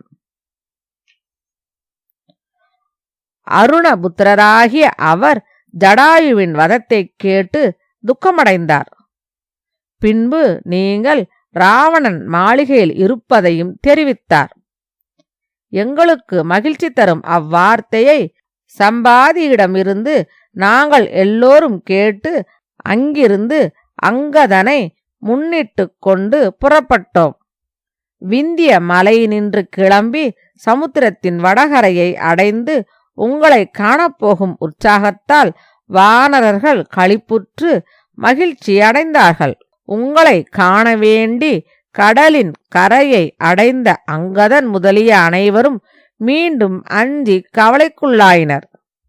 அப்பொழுது நான் கடலை கண்டு மிகவும் கலங்கிய வானர சைன்யத்தின் ஏக்கத்தை போக்கி 100 யோஜனை கடந்து வந்தேன். ராட்சசர்கள் நிறைந்த இலங்கையில் இரவில் புகுந்து என்னால் ராவணன் பார்க்கப்பட்டான். துன்பத்தால் பீடிக்கப்பட்ட நீங்களும் பார்க்கப்பட்டீர்கள். மாசற்ற தேவி, நடந்தபடி இது எல்லாம் உங்களுக்கு சொல்லிவிட்டேன். நான் தாசரதியின் தூதன். என்னை அங்கனம் ஏற்று பேசுங்கள். தேவி, வாயுபுத்திரனும் சுக்ரீவ மந்திரியுமாகிய என்னை ஸ்ரீராமருடைய பணியை மேற்கொண்டவன் என்றும் உங்கள் நிமித்தமாய் இங்கு வந்தவன் என்றும் அறிந்து கொள்ளுங்கள். ஆயுதம் எடுத்தவர்களில் சிறந்தவரான உங்களுடைய ராமர் சேமமாயிருக்கிறார். மூத்தவருக்கு பணிவிடை செய்வதில் பற்று கொண்டவரும் நல்ல லட்சணங்கள் வாய்ந்தவருமான லக்ஷ்மணரும் சேமம். தேவி, வீரியமிக்க உங்கள் கணவருக்கு பிரியமானதை செய்வதில் பற்று கொண்ட நான் சுக்ரீவரது கட்டளைப்படி தனியாக இங்கு வந்துள்ளேன். நினைத்த உருவெடுத்து சஞ்சரிக்கக்கூடிய நான் உங்களை காண வேண்டி வேறு துணையின்றி தெற்கு திக்கை நாடி வந்தேன். உங்களை காணாததால் துயரமுறுகின்ற வானர சேனையின் தவிப்பை தெய்வாதீனமாய் உங்கள் தரிசனம் கிட்டியதை சொல்லி தீர்க்கப் போகிறேன். தேவி, நான் கடல் கடந்தது வீண் போகாதது என் பாக்கியம். உங்களை கண்டதால் வரும் புகழை நான் அடையப்போவதும் என் பாக்கியமே. மகாவீரராகிய ஸ்ரீராகவர் அரக்கர் வேந்தனாகிய ராவணனை உற்றார் உறவினருடன் கொன்று உங்களை விரைவில் மீட்டு கொள்ளப் போகிறார். வைதேகி மலைகளுள் சிறந்ததொரு மலை மால்யவான் என்பது. அதிலிருந்து கேசரி என்ற ஒரு வானரர் கோகர்ணம் என்ற மலைக்கு சென்றார். அந்த வானர பெரியவரே என் தந்தை. அவர் சமுத்திர கரையில் ஒரு புண்ணிய சேத்திரத்தில் தேவ ரிஷிகளின் கட்டளைப்படி சம்பசாதனன் என்ற அசுரனை சம்ஹாரம் செய்தவர். மைதிலி, அவருடைய மனைவியிடம் நான் வாயுதேவரின் அருளால் உண்டாக்கப்பட்டவன். என்னுடைய செயலால் நான் உலகில் ஹனுமான் என பெயர் பெற்றேன். புண்ணியவதியான வைதேகி தேவியே, உங்களுக்கு நம்பிக்கை உண்டாகும் பொருட்டு உங்கள் நாயகரின் குணங்கள் என்னால் எடுத்துரைக்கப்பட்டன. ஸ்ரீராகவர் உங்களை விரைவில் இங்கிருந்து அழைத்துச் செல்வார். துன்பத்தால் மெலிந்த சீதை இவ்வாறு தக்க காரணங்களாலும் உரிய அடையாளங்களாலும் நம்பிக்கையை அடைந்து அவரை தூதர் என்று உறுதி கொண்டார். ஜானகி ஒப்பற்ற மகிழ்ச்சியை அடைந்து வளைந்த இமைகளை உடைய கண்களில் இருந்து ஆனந்த கண்ணீர் பெருக்கினாள். நீண்டு வெளுத்து கடைசி வந்த கண்களையுடைய அவளது அழகிய முகம் ராகுவின் வாயிலிருந்து விடுபட்ட சந்திரனைப் போல் பிரகாசித்தது. அவள் அவ்வானரரை வேறாக கருதாமல் ஹனுமார் என்று தெளிவாய் கொண்டதும் ஹனுமார் கண்ணுக்கினிய சீதையை நோக்கி மேலே சொல்ல வேண்டியதை சொன்னார். மைதிலி, உங்களுக்கு நான் சொல்ல வேண்டியதெல்லாம் சொல்லிவிட்டேன். மனதை தேற்றிக்கொள்ளுங்கள். நான் என்ன செய்ய வேண்டும்? உங்கள் விருப்பம் என்ன? நான் திரும்பிச் செல்ல விடை கொடுங்கள். மைதிலி, கேசரி என்ற வானர வீரர் மகரிஷிகளின் கட்டளையால் சம்பசாதனன் என்ற அசுரனை போரில் கொன்றபொழுது நான் வாயு தேவருக்கு புத்திரனாக பிறந்தேன். வலிமையில் அந்த வாயுதேவரை ஒத்த வானரன் அடியேன். இங்கனம் 35வது சர்க்கம் முற்றும். 36வது சர்க்கம். வாயுகுமாரரும் மகா தேஜஸ்வியுமான ஹனுமார் மேலும் சீதையின் நம்பிக்கை வளர்க்க வணக்கமான மொழிகளை மீண்டும் பேசலானார். மகிமை வாய்ந்த தேவி, புத்தியிற் சிறந்தவரான ஸ்ரீராமருடைய தூதனாகிய வானரன் நான். உங்களுடைய நம்பிக்கைக்காக அந்த மகாத்மாவால் கொடுக்கப்பட்டு என்னால் கொண்டு வரப்பட்டதும் ஸ்ரீராமநாமம் எழுதப்பெற்ற இந்த கணையாளியை பாருங்கள். உங்களுக்கு சேமத்தின் அறிகுறி இது. துக்கத்தின் முடிவை கண்டுவிட்டீர்கள். மனதை தேற்றிக்கொள்ளுங்கள். வானரோத்தமர் இவ்விதம் கூறி சீதையிடம் அதை அளித்தார். அந்த ஜானகி கணவருடைய கணையாளியை கையில் வாங்கி உற்று பார்த்து கணவரையே நேரில் கண்டாற்போல் சந்தோஷம் நிறைந்தவளானாள். அப்பொழுது அவள் சிறிது நாணமுற்று நாயகருடைய செய்தியால் மகிழ்ந்து சந்தோஷம் நிறைந்த மனத்துடன் மகானாகிய வானரரிடம் பிரியம் மிகுந்தவளாய் அவரை புகழ்ந்தாள். வானர சிரேஷ்டரே, நீர் பராக்கிரமசாலி, நீர் வல்லமை படைத்தவர், நீர் அறிவுமிக்கவர். அதனால்தான் உம்மால் ஒருவராகவே இந்த அரக்கர்களுடைய ஸ்தானம் எளிதில் கடந்து வரப்பட்டது. திமிங்கலங்கள் நிறைந்ததும் 100 யோஜனை அகன்றதுமான சமுத்திரம் விக்கிரமசாலி என புகழுவதற்கு உரிய உம்மால் தாண்டப்பட்டு பசுவின் குளம்படி போலாகிவிட்டது. வானரோத்தமா, உம்மை சாதாரணமான வானரமாக நான் கருதவில்லை. ஏனெனில் ராவணனிடத்தில் உமக்கு பயமோ தடுமாற்றமோ இல்லையல்லவா? வானர சிரேஷ்டரே, அறிவதறிந்து ராமரால் நீர் அனுப்பப்பட்டிருப்பதால் நீர் என்னுடன் பேசுவதற்கு உரிமையுடையவர். வெல்லுதற்கரிய ஸ்ரீராமர் ஒருவருடைய பராக்கிரமத்தை அறியாமலும் அவரை நன்கு சோதிக்காமலும் அதுவும் முக்கியமாய் என்னிடத்திற்கு அனுப்பமாட்டார். தெய்வாதீனமாய் தர்மாத்மாவும் சத்தியவானுமான ஸ்ரீராமர் க்ஷேமமாயிருக்கிறார். சுமித்திரையின் ஆனந்தத்தை வளர்ப்பவரும் மகா தேஜஸ்வியுமான லக்ஷ்மணரும் அவ்வாறே க்ஷேமமாயிருக்கிறார். காகுத்சர் சேமமாயிருக்கிறார் என்பது உண்மையானால் கடல் சூழ்ந்த பூமியை காளாக்கினி போல் கிளம்பும் தமது கோபத்தால் ஏன் எரிக்கவில்லை? அவர்கள் தேவர்களையும் சிக்ஷிக்கக்கூடிய வல்லமை உடையவர்கள்தான். ஆனால் என்னுடைய துன்பங்களுக்கு இன்னும் முடிவு காலம் வரவில்லை என்று எண்ணுகிறேன். புருஷோத்தமரான ஸ்ரீராமர் மனங்கலங்காமல் இருக்கிறாரா? பரிதவியாது இருக்கிறாரா? மேல் நடக்க வேண்டிய காரியங்களை கவனிக்கிறாரா? அரசகுமாரராகிய அவர் தைரியத்தை கைவிடாமலும் மனங்கலங்கி காரியங்களில் தடுமாற்றமடையாமலும் இருக்கிறாரா? புருஷன் செய்ய வேண்டிய காரியங்களை செய்து வருகிறாரா? பகைவரை வெல்லும் அவர் நண்பர்களிடத்தில் அன்பராய் சாமம் தானம் என்ற இருவகை உபாயத்தையும் சத்துருக்களை வெல்லுவதில் விருப்பமுடையவராய் தானம் பேதம் தண்டம் என்ற மூவித உபாயத்தையும் கையாளுகிறாரா? அவர் நண்பர்களை அடைகிறாரா? நண்பர்கள் அவரை நாடி வருகிறார்களா? சிறந்த நண்பர்களை உடையவராயும் அவர்களால் நன்கு மதிக்கப்பட்டவராயும் இருக்கிறாரா? சக்கரவர்த்தி திருமகனாகிய அவர் தேவர்களின் அருளை வேண்டி பிரார்த்திக்கிறாரா? தெய்வ சகாயத்தை நாடுவதுடன் தன் முயற்சியையும் கைக்கொண்டுள்ளாரா? நான் தூரத்தில் வசிப்பதால் ஸ்ரீராகவர் என்னிடம் அன்பு குன்றாமல் இருக்கிறாரா? வானரரே, இந்த விசனத்திலிருந்து என்னை விடுவிப்பாரா? எப்பொழுதும் இன்பத்தை அனுபவிப்பதற்கு உரியவரும் துன்பமடைய தகாதவருமான ஸ்ரீராமர் பெரிய துக்கத்தை அடைந்து மனம் தளராமல் இருக்கிறாரா? கௌசல்யை, சுமித்திரை ஆகியோரின் சேமச் செய்தி அடிக்கடி கேட்கப்படுகிறதா? பரதனுடைய சேமமும் கேட்கப்படுகிறதா? ஸ்ரீராகவர் என்னை பற்றிய கவலையால் மானத்தை காக்க விரும்புகிறாரா? வேறு எண்ணமில்லாமல் இருக்கிறாரா? ஸ்ரீராமர் என்னை கரையேற்றுவாரா?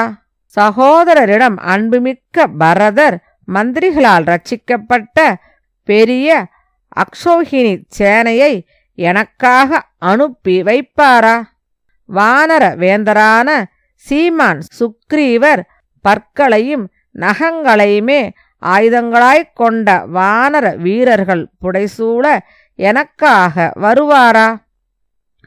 சுமித்திரையின் ஆனந்தத்தை வளர்ப்பவரும் சூரரும் அஸ்திரங்களை அறிந்தவருமான ஸ்ரீ லக்ஷ்மணரும் தமது அம்பு தொகுதியால் அரக்கர்களை அழிப்பாரா?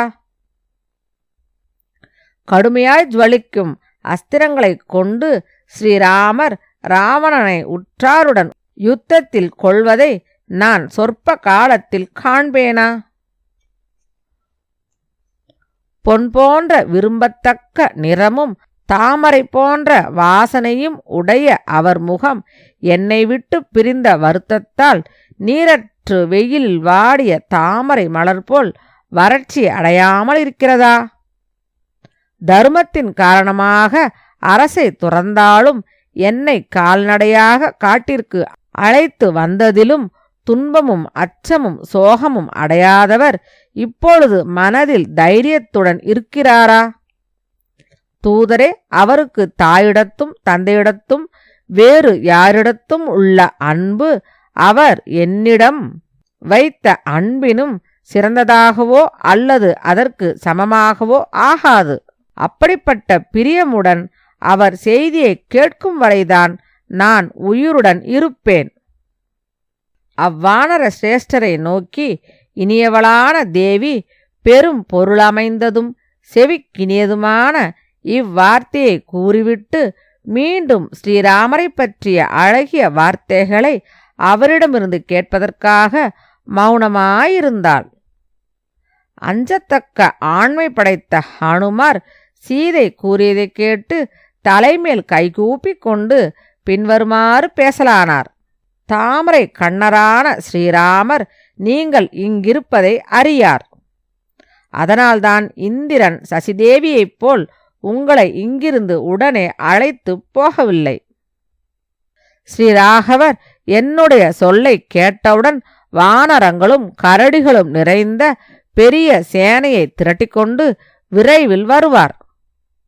கலக்க முடியாத கடலை தமது பாண தொகுதிகளால் கட்டி இந்த லங்காபுரியில் ராட்சசர்களே இல்லாமல் போகும்படி காகுத்சர் செய்யப்போகிறார்.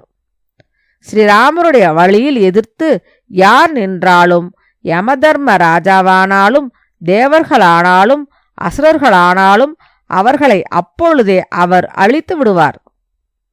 தாயே, அந்த ராமர் உங்களை காணாத துக்கத்தால் பீடிக்கப்பட்டு சிங்கத்தால் அடிக்கப்பட்ட யானை போல் சுகத்தை காணாதிருக்கிறார். தேவி, மலைய மலைமேலும் விந்திய மலைமேலும் தர்த்துர மலைமேலும் நாங்கள் உண்ணும் கிழங்குகளின் மேலும் பழங்களின் மேலும் நான் ஆணை இடுகின்றேன். அழகிய கண்ணும் கோவை கனி போன்ற இதழும் படைத்து சிறந்த குண்டலங்களுடன் விளங்கும் பூர்ண சந்திரன் போன்ற ஸ்ரீராமருடைய முகமண்டலத்தை நீங்கள் காண்பீர்கள். வைதேகி நாகபிருஷ்டமென்னும் தலைமையான இடத்தில் வீற்றிருக்கும் இந்திரனைப் போல் பிரஸ்ரவண மலையில் இப்பொழுது வீற்றிருக்கும் ஸ்ரீராமரை விரைவில் பார்ப்பீர்கள். ஸ்ரீராகவர் இப்பொழுது மாம்சம் உண்பதில்லை, மதுவை பருகுவதில்லை.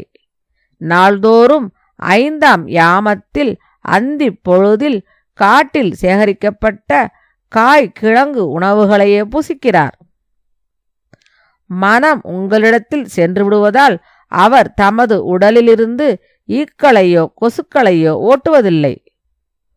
புழுக்களையும் பாம்புகளையும் கூட கவனிப்பதில்லை. அவர் உங்களிடம் காதல் வசப்பட்டவராய் எப்பொழுதும் துக்கம் மேலிட்டவராயும் உங்களை பற்றி சிந்திப்பவராயும் வேறொன்றையும் சிறிதும் அறியாதவராயும் இருக்கிறார். புருஷசிரேஷ்டரான ஸ்ரீராமர் ஒரு பொழுதும் உறங்குவதில்லை. சற்று உறங்கினாலும் சீதே என்று இனிய மொழியில் கூவிக்கொண்டு கண் விழிக்கிறார். பழத்தையோ பூவையோ ஸ்திரீகளின் மனதை கவரும் வேறு எதையாவதோ கண்டால் மிகவும் வருந்தி பிரியே என்று இவ்வண்ணம் உங்களை கூவுகிறார். தேவி மகாத்மாவும் அரசகுமாரருமாகிய அவர் திட விரதமுடையவராய் எப்பொழுதும் துன்பத்தால் வருந்தி உங்களையே சீதே என்று வாய்விட்டு அழைத்து உங்களை அடைவதற்கு முயற்சி செய்து வருகிறார்.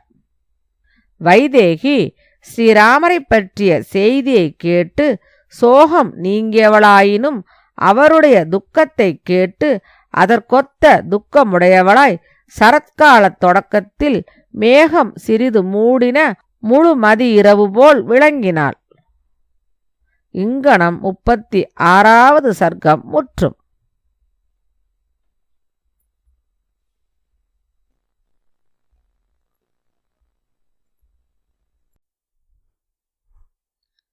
ஓம் ஸ்ரீராம பட்டாபிஷேக சர்க்கம். தலைமேல் கைகூப்பி கொண்டு கைகேயியை மகிழ்விக்கும் பரதர் சத்திய பராக்கிரமம் படைத்தவரும் மூத்தவருமான ஸ்ரீராமரிடம் பின்வருமாறு கூறினார். என் தாய் பூஜிக்கப்பட்டாள். எனக்கு இந்த அரசு கொடுக்கப்பட்டது. நீங்கள் எனக்கு எப்படி கொடுத்தீர்களோ அப்படியே அதை உங்களுக்கு திருப்பிக் கொடுக்கிறேன். தனியே பாரம் தாங்கவல்ல ஒரு காளையால் ஒப்புவிக்கப்பட்ட பாரத்தை ஒரு இளங்கன்று எப்படி தாங்காதோ அப்படி நான் பெரிய பாரத்தை தாங்க வல்லவன் அல்லேன். இந்த அரசாட்சிக்கு ஏற்பட்டுள்ள குறை பெரிய வெள்ளத்தால் இடிந்து கரைந்து எவராலும் கட்டுதற்கரியதாயிருக்கும் கரை போன்றிருப்பதாய் நான் கருதுகிறேன். ஸ்ரீராமா, சத்துருக்களை அடக்குபவரே, குதிரையின் நடையை கழுதையும் ஹம்சத்தின் நடையை காகமும் எப்படி பின்பற்ற இயலாதோ அப்படியே நானும் உங்களுடைய சீரிய நடையை பின்பற்ற சக்தியில்லாதவன். ஒரு மரம் வீட்டினுள் வைக்கப்பட்டு பெரிதாயும் நீண்ட கிளைகளையும் கப்புகளையும் உடையதாயும் வளர்ந்து மேலே பரவ முடியாமல் புஷ்பித்தும் பழங்களை காட்டாமல் பட்டு போகுமேயானால் எதற்காக அது வளர்க்கப்பட்டதோ அந்த பயனை ஒருவன் அனுபவிக்காமற் போவான். பெருந்தோள் படைத்தவரே, மக்களை ஆள்பவரே, நீங்கள் அன்பு பூண்ட அடிமைகளாகிய எங்களை பரிபாலிக்காவிட்டால் இந்த உவமை உங்களிடத்தில் பொருந்தும் என்பதை உணரத்தகும். இப்பொழுதே பட்டாபிஷேகம் செய்து கொண்டு நடுப்பகல் சூரியனைப் போல் ஒளிவிட்டு பிரகாசிக்கும் உங்களை உலகம் முழுதும் கண்குளிர பார்க்கட்டும். ஸ்ரீராகவா, பல வாத்தியங்களின் இசையும் மேகலை சிலம்பு முதலியவற்றின் ஒலியும் கலந்த இனிய கீதங்களின் சப்தத்தால் நீங்கள் நாள்தோறும் துயிலெழ வேண்டும். காலச்சக்கரம் எதுவரை சுழல்கிறதோ அவ்வளவு காலம் பூமண்டலம் முழுவதற்கும் சக்கரவர்த்தியாக நீங்கள் விளங்க வேண்டும். பகையை வென்ற ஸ்ரீராமர் பரதன் கூறியதைக் கேட்டு அங்கனமே ஆகுக என்று மறுமொழி பகர்ந்து அழகிய ஆசனத்தில் அமர்ந்தார். பிறகு சத்ருக்னன் கட்டளைப்படி சுகமாகவும் சீக்கிரமாகவும் தொழில் புரியும் திறமை வாய்ந்த நாவிதர்கள் ஸ்ரீராமருக்கு ஷவரம் செய்தார்கள். முதலில் பரதனும் லக்ஷ்மணனும் வானர வேந்தனான சுக்ரீவனும் அரக்கர் மன்னனான விபீஷணனும் ஸ்நானம் செய்தபின் ஸ்ரீராமர் சிக்கு நீக்கிய சடையுடையவராய் ஸ்நானம் செய்து சிறப்பான ஆடை அணிந்து அழகிய மாலைகளுடனும் சந்தன பூச்சுடனும் பிரகாசிக்கலானார். வீரியவானும் ஸ்ரீமானும் இஷ்வாகுகுல நந்தனுமான ஸ்ரீமானுமான சத்ருக்னன் ஸ்ரீராமருக்கும் லக்ஷ்மணருக்கும் அலங்காரம் செய்தார். உத்தமிகளான தசரத பத்னிகள் எல்லோரும் தாங்களே சீதைக்கு மனதை கவரும் வகையில் அலங்காரம் செய்தார்கள். பிறகு புத்திரனிடம் பேரன்புள்ள கௌசல்யை மகிழ்வுடன் வானர பத்னிகள் அனைவருக்கும் அலங்காரம் செய்வதில் ஈடுபட்டாள். சத்ருக்னனால் ஏவப்பட்டு சுமந்திரர் என்ற சாரதி எல்லா பகுதிகளிலும் அழகிய ஒரு தேரை தயாரித்து கொணர்ந்து நிறுத்தினார். பெருந்தோல் படைத்தவரும் சத்திய பராக்கிரமருமான ஸ்ரீராமர் சூரிய மண்டலம் போல் பிரகாசிக்கும் திவ்யமான சிறந்த தேர் வந்ததைக் கண்டு அதில் ஏறிக்கொண்டார். ஸ்நானம் செய்து திவ்யமான ஆடைகளும் குண்டலங்களும் அணிந்து இந்திரனைப் போல் பிரகாசித்த சுக்ரீவரும் ஹனுமாரும் புறப்பட்டார்கள். குண்டலங்கள் முதலிய ஆபரணங்களால் அலங்கரிக்கப் பெற்று நகரத்தை காண ஆவலுடன் இருந்த சுக்ரீவ பத்னிகள் சீதையுடன் புறப்பட்டார்கள். அயோத்தியில் தசரதருடைய மந்திரிகள் புரோகிதராகிய வசிஷ்டரை முன்னிட்டு கொண்டு நடக்க வேண்டிய காரியங்களைப் பற்றி யோசித்து ஏற்பாடு செய்தார்கள். அசோகர், விஜயர், சுமந்திரர் ஆகியோர் கூடி ஸ்ரீராமரின் அபிவிருத்திக்காகவும் நகரத்தின் செழிப்பிற்காகவும் செய்ய வேண்டியவைகளைப் பற்றி யோசனை கூறினார்கள். வெற்றியுடன் விளங்கும் மகாத்மாவான ஸ்ரீராமருடைய பட்டாபிஷேகத்தில் மங்களபூர்வமாக எது எது கிரமமாய்ச் செய்ய வேண்டுமோ அதையெல்லாம் நீங்கள் செய்ய வேண்டும் என்றிவ்வாறு அம்மந்திரிமார்கள் அனைவரும் புரோகிதரிடம் கூறிவிட்டு ஸ்ரீராமரை தரிசிக்க ஆவல் கொண்டு நகரத்தினின்று விரைவாக புறப்பட்டார்கள். குதிரைகள் பூட்டப்பெற்ற தேரில் 1000 கண் படைத்த தேவேந்திரனைப் போல் மாசற்ற ஸ்ரீராமர் ஏறிக்கொண்டு உத்தமமான நகரை நோக்கி புறப்பட்டார். பரதர் கடிவாளங்களை பிடித்து கொண்டார்.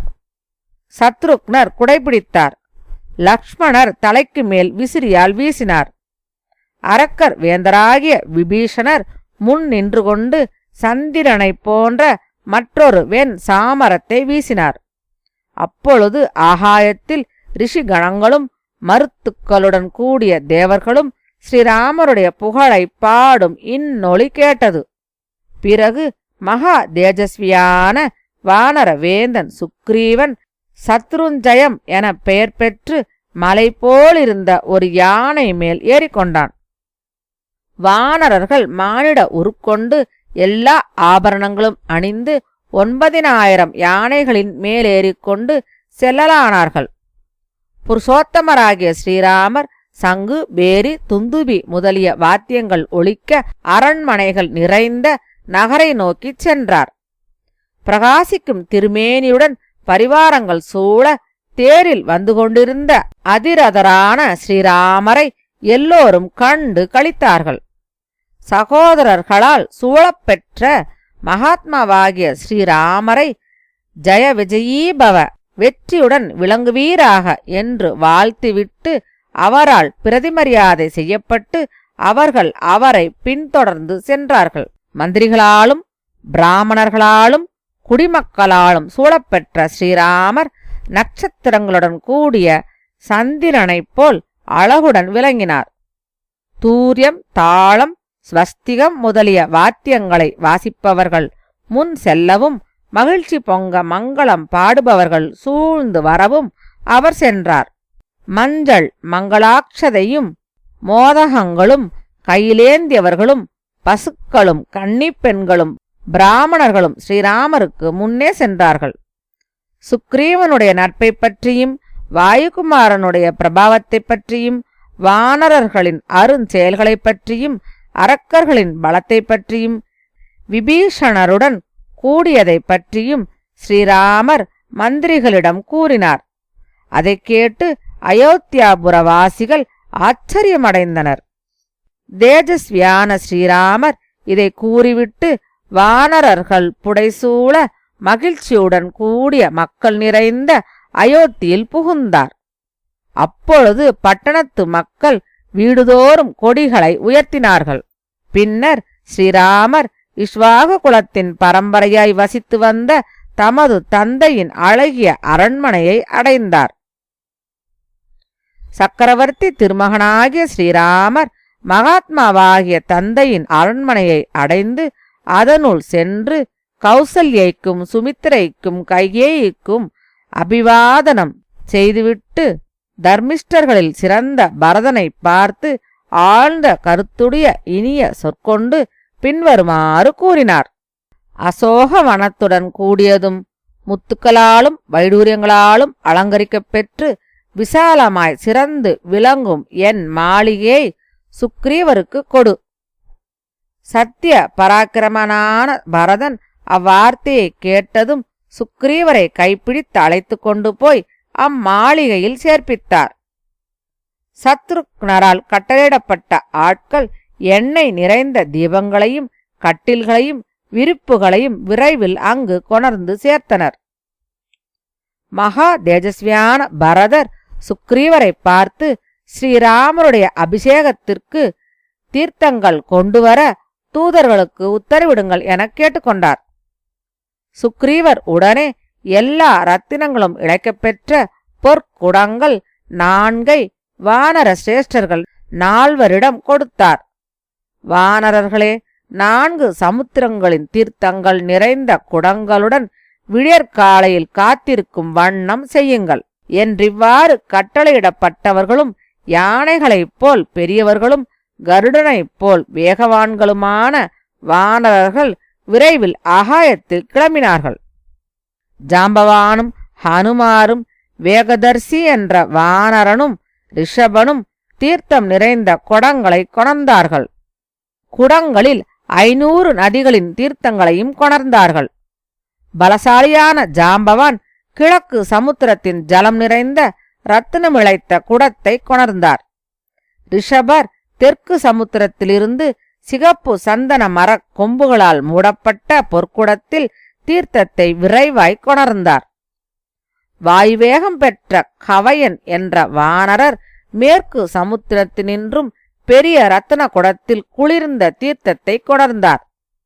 தர்மாத்மாவும் கருடனையும் வாயுவையும் போல வேகம் படைத்தவருமான ஹனுமர் வடக்கு சமுத்திரத்திலிருந்து தீர்த்தத்தை சீக்கிரமாக கொணர்ந்தார். வானர சிரேஷ்டர்களால் ஸ்ரீராம பட்டாபிஷேகத்திற்கென தீர்த்தம் கொண்டு வந்து சேர்க்கப்பட்டதை மந்திரிகளுடன் கூடிய சத்ருக்னர் பார்த்து புரோகித சிரேஷ்டருக்கும் நண்பர்களுக்கும் தெரிவித்தார். பிறகு ஆர்வம் மிக்க பெரியவரான வசிஷ்ட பகவான் பிராமணர்களுடன் கூடி ஸ்ரீராமரை சீதா தேவியுடன் ரத்னமயமான சிம்மாசனத்தில் எழுந்தருளச் செய்தார். வசிஷ்டர், வாமதேவர், ஜாபாலி, காச்சியபர், காத்யாயனர், சூயக்ஞர், கௌதமர், விஜயர் ஆகியோர் அஷ்ட வசுக்கள் 1000 கண் படைத்த இந்திரனுக்கு எப்படி அபிஷேகம் செய்தார்களோ அப்படி தெளிந்ததும் நறுமணமுள்ளதுமான தீர்த்தத்தால் புருஷோத்தமருக்கு அபிஷேகம் செய்வித்தார்கள். அவர்கள் மகிழ்ச்சி பொங்க முதலில் ருத்விக்குகளைக் கொண்டும் பிராமணர்களைக் கொண்டும் பிறகு கன்னி பெண்களைக் கொண்டும் மந்திரிமார்களைக் கொண்டும் வியாபாரிகள் போர்வீரர்கள் ஆகியோரைக் கொண்டும் தேவதைகளும் 4 லோகபாலர்களும் எல்லா தேவர்களும் கூட்டமாக வான வெளியில் பார்த்து கொண்டிருக்கையில் தெய்வீகமான எல்லா மூலிகைகளின் ரசமும் கலந்த ஜலத்தால் அபிஷேகம் செய்வித்தனர். சத்ருக்னர் அழகிய வெண் குடையை அவருக்கு பிடித்தார். வானரவேந்தனாகிய சுக்ரீவர் வெண் சாமரம் வீசினார். அரக்கர்கோனாகிய விபீஷணர் நிலவு போன்ற மற்றொரு சாமரத்தை வீசினார்.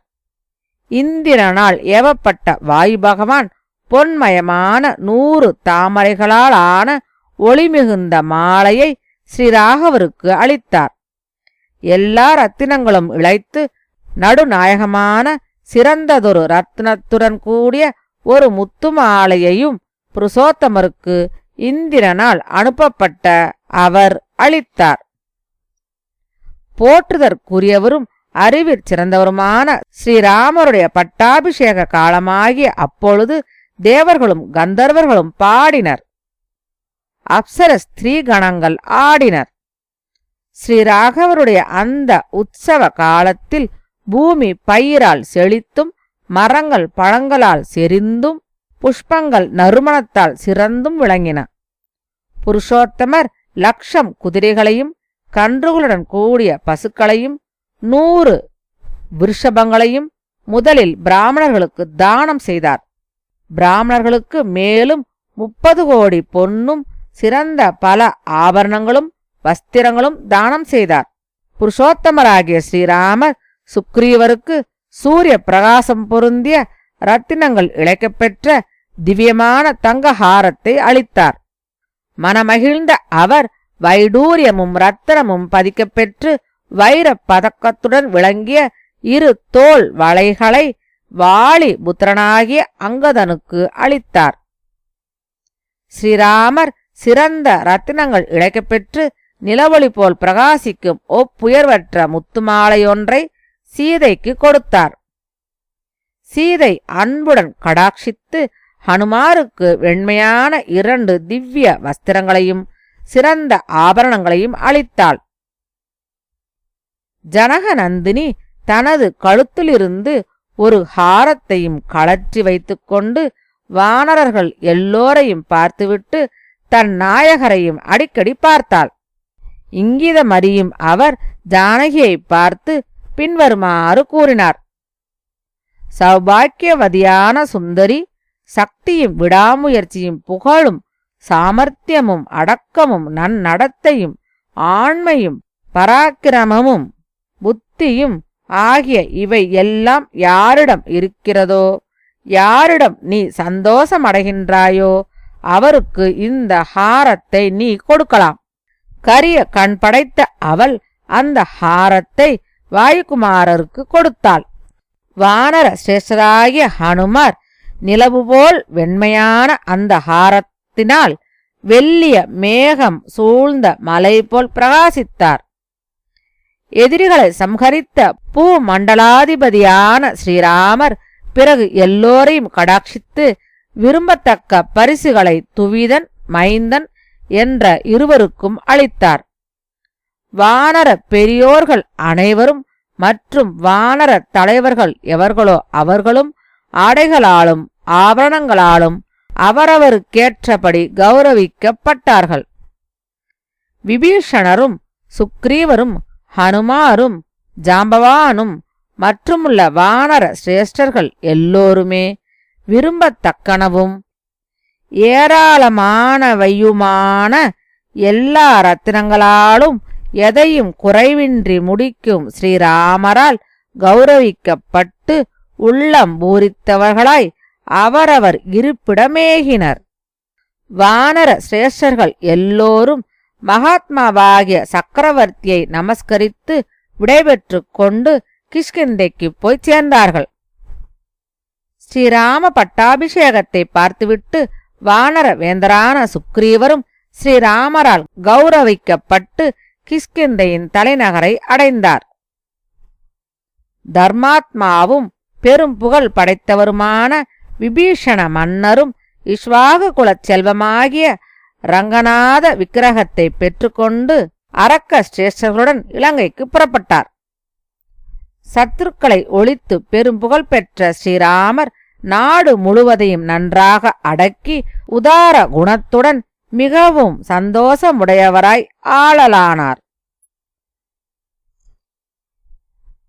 தர்ம வத்சலரான ஸ்ரீராமர் தர்மம் தெரிந்த லக்ஷ்மணரை நோக்கி பின்வருமாறு கூறினார்.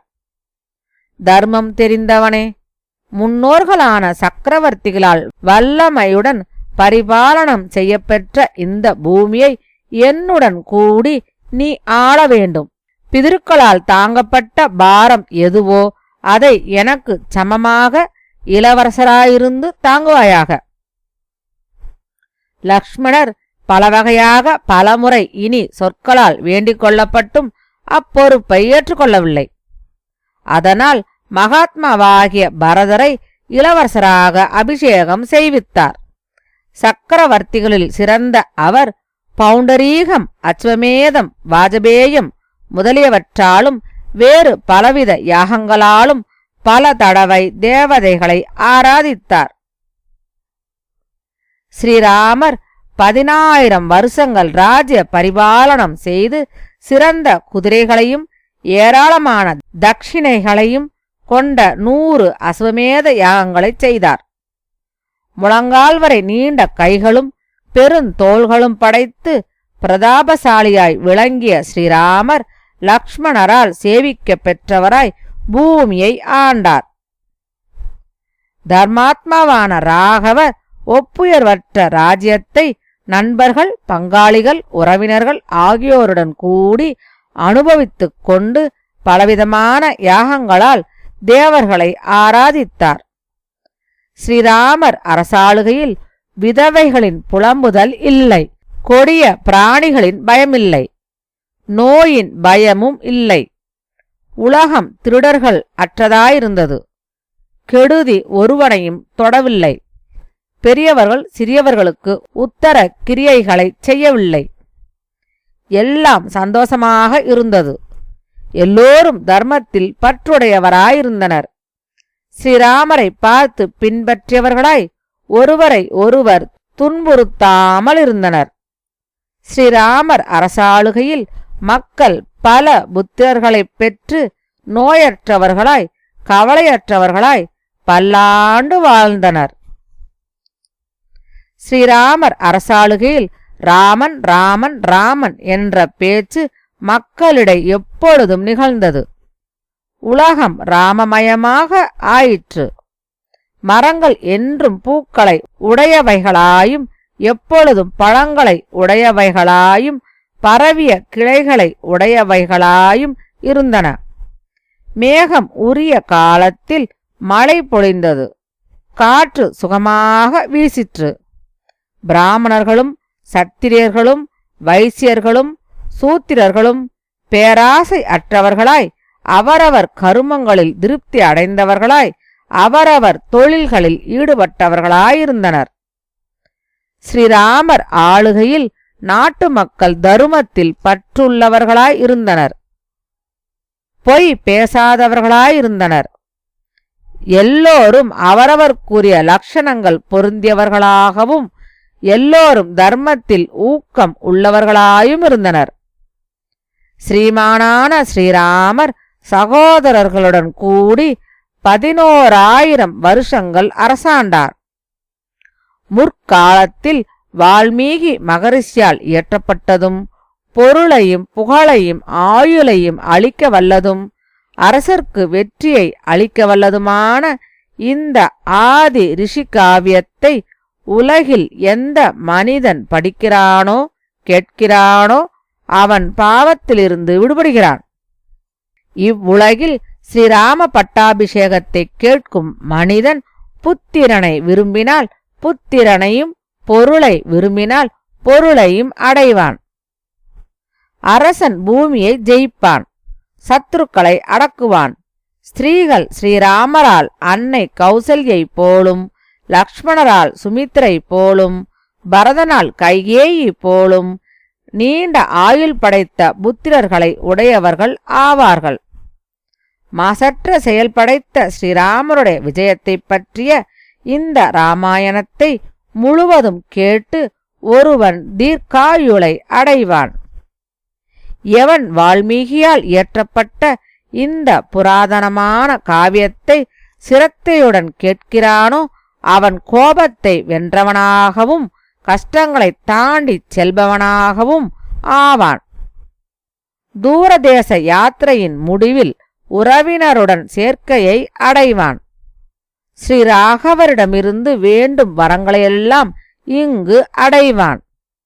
சிரத்தையுடன் இராமாயணத்தை கேட்பவர்களிடம் எல்லா தேவர்களும் பிரீதி அடைகிறார்கள். எவர் வீட்டில் அடக்குவாரற்றவரின் இடையூறுகள் இருக்கின்றனவோ அவைகள் ஒழிகின்றன. இராமாயணத்தை கேட்டால் அரசன் பூமியை ஜெயிப்பான். பிரயாணம் செய்பவன் சேமமாய்ச் செல்வான். புத்திரர்களை பெறும் வயதுள்ள ஸ்ரீகள் ஒப்புயர்வற்ற புத்திரர்களை பெறுவார்கள். புராதனமான இந்த இதிகாசத்தை பூஜை செய்து படிப்பவன் எல்லா கஷ்டங்களில் இருந்தும் விடுபடுவான், நீண்ட ஆயுளையும் அடைவான். இது சத்திரியர்களால் தலைவணங்கி பிராமணரிடமிருந்து கேட்கத்தக்கது. செல்வம் உண்டாகும், புத்திரப்பேருண்டாகும், இதில் ஐயமில்லை.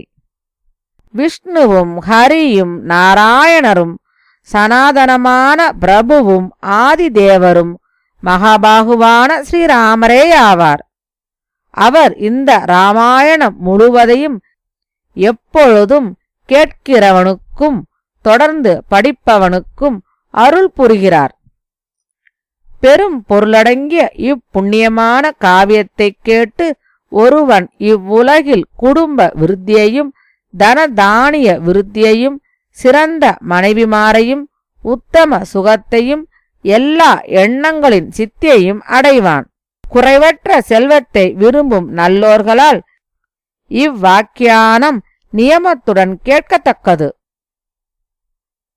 இது ஆரோக்கியத்தையும் புகழையும் சகோதர ஒற்றுமையையும் நல்ல புத்தியையும் சுகத்தையும் வீரியத்தையும் அளிக்க வல்லது. இவ்வாறு முன் நடந்த சரித்திரமாகிய இதை நம்பிக்கையுடன் ஒருவருக்கொருவர் சொல்லுங்கள். உங்களுக்கு மங்களம் உண்டாகட்டும். விஷ்ணுவின் பலம் உலகில் வளரட்டும். தேவர்கள் எல்லோரும் இதை அறிவதாலும் கேட்பதாலும் திருப்தி அடைகிறார்கள். இராமாயணத்தை கேட்பதால் பிதருக்களும் அவ்வாறு திருப்தி அடைகிறார்கள். ரிஷியினால் இயற்றப்பட்ட இந்த ராம சரித்திர சம்ஹிதையை இவ்வுலகில் எந்த மனிதர்கள் பக்தியுடன் எழுதுகிறார்களோ அவர்களுக்கு ஸ்வர்க்கத்தில் வாசம் ஏற்படும். இங்கனம் வால்மீகி மகரிஷியால் இயற்றப்பட்ட ஆதி காவியமான ஸ்ரீமத் ராமாயணத்தில் யுத்த காண்டத்தில் 131வது சர்க்கம் முற்றும். சுபம். ஓம்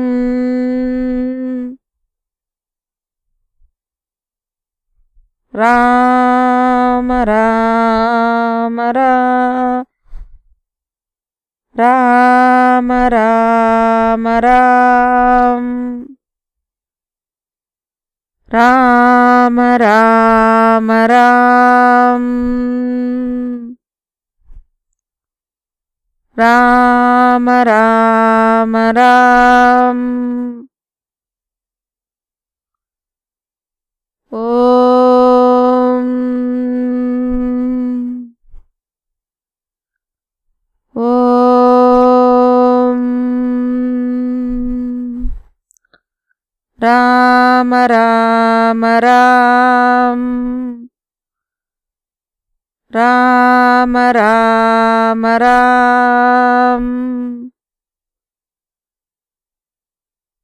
ராம ராம ராம்.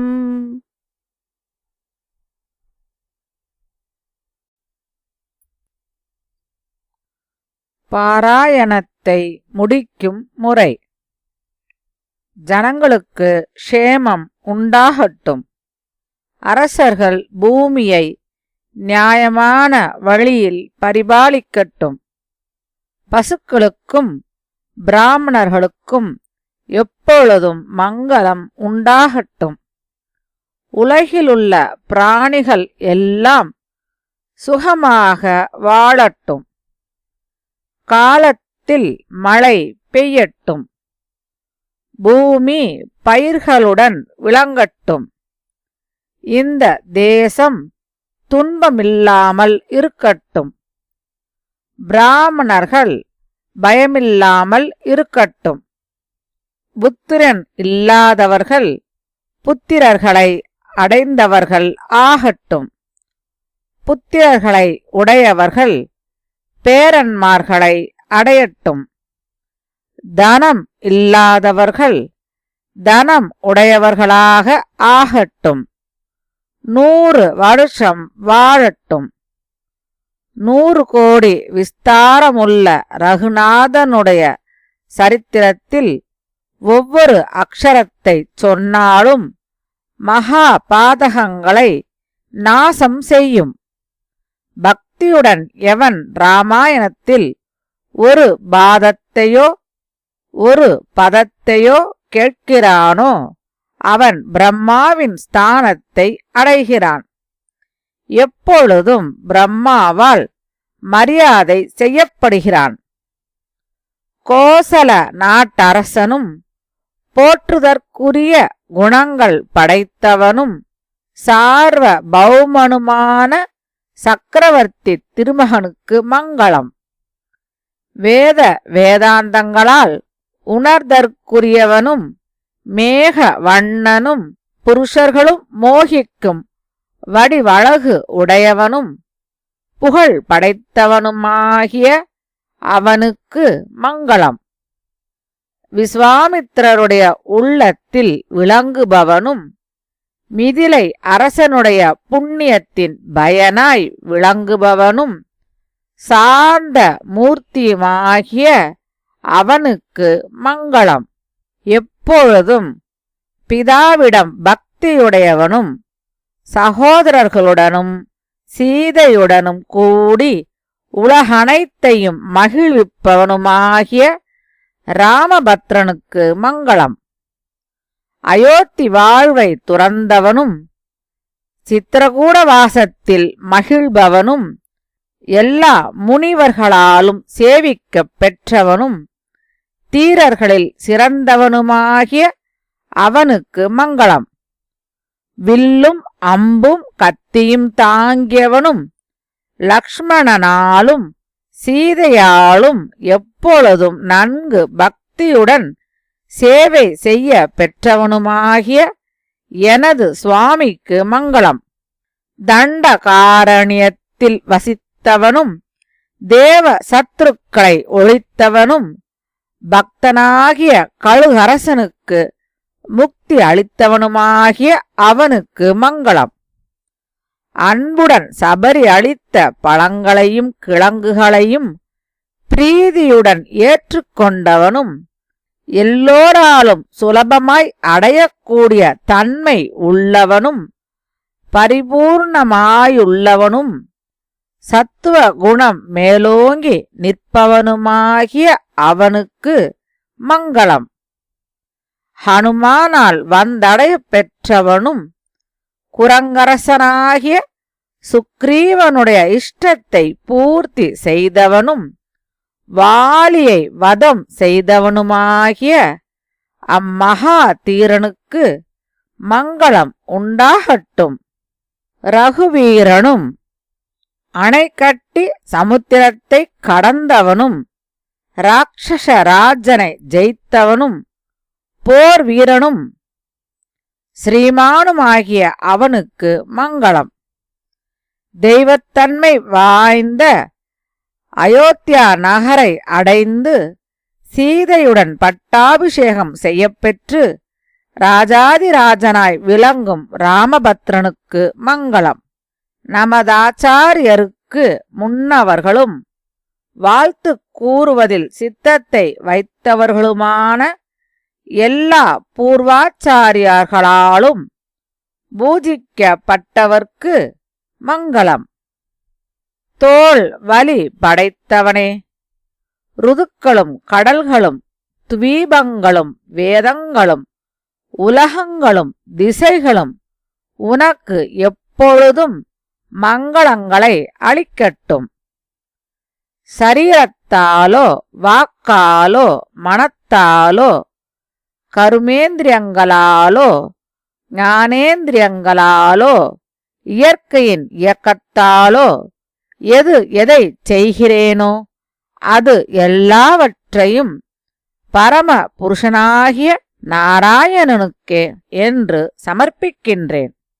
ஓம் ஸ்ரீராம ஜெய ராம ஜெய ஜெய ராம ஸ்ரீராம ஜெய ராம ஜெய ஜெய ராம ராம் ராம் ராம்.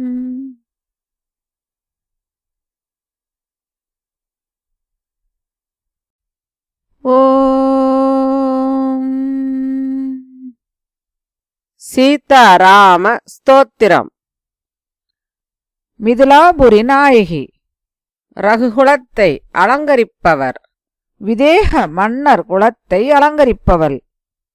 ரகுகுல தீபம். நிமிகுல தீபம். சூரிய வம்சத்துதித்தவர். சந்திர வம்சத்தில் உதித்தவள். தசரத புத்திரர். ஜனக மகாராஜன் புத்திரி. வசிஷ்டர் சொற்படி நடப்பவர். சதானந்தர் சொற்படி நடப்பவள். கௌசல்யை கர்ப்பத்தில் தோன்றியவர். யாகசாலையில் உதித்தவள். தாமரை போல் பரந்த கண் படைத்தவர். மலர்ந்த கரு நெய்தல் போன்ற கண் படைத்தவள். சந்திரகாந்த கல் போல் குளிர்ந்த முகத்தையுடையவர். சந்திர பிம்பம் போன்ற முகம் படைத்தவள். மதம் கொண்ட யானை போன்ற நடையுடையவர். மதங்கொண்ட ஹம்சத்தின் நடையை ஒத்தவள். சந்தனத்தால் குளிர்ந்த புஜங்களையுடையவர். குங்குமத்தால் குளிர்ந்த மார்பகத்தை உடையவள். வில்லால் அலங்கரிக்கப் பெற்ற தாமரை போன்ற கை. தாமரையால் அலங்கரிக்கப் பெற்ற கை. சரணடைந்தவர்களை காப்பவர். வணங்கியவர்க்கு அருள் புரிபவள். கரிய மேகம் போன்று அழகியவர். பொன் போன்று ஒளிர்பவள். திவ்ய சிம்மாசனத்தில் வீற்றிருப்பவர். திவ்யமான மாலைகளாலும் வஸ்திரங்களாலும் பூஷணங்களாலும் அலங்கரிக்கப் பெற்றவள். ஒருவருக்கொருவர் இணையான வடிவழகுடையவர்கள். உலகமாகிய கிருஹத்தில் வாழும் தம்பதியர்கள். இப்படிப்பட்ட உங்கள் இருவரையும் நான் நமஸ்கரித்து இப்பொழுது கிருதார்த்தனாகின்றேன். ஸ்ரீராமரையும் சீதையையும் எவன் இந்த ஸ்தோத்திரத்தால் துதிக்கின்றானோ அவனுக்கு அவர்கள் எல்லா ஆசைகளையும் பூர்த்தி செய்விக்கும் புண்ணியமான செல்வங்களை அளிப்பார்கள்.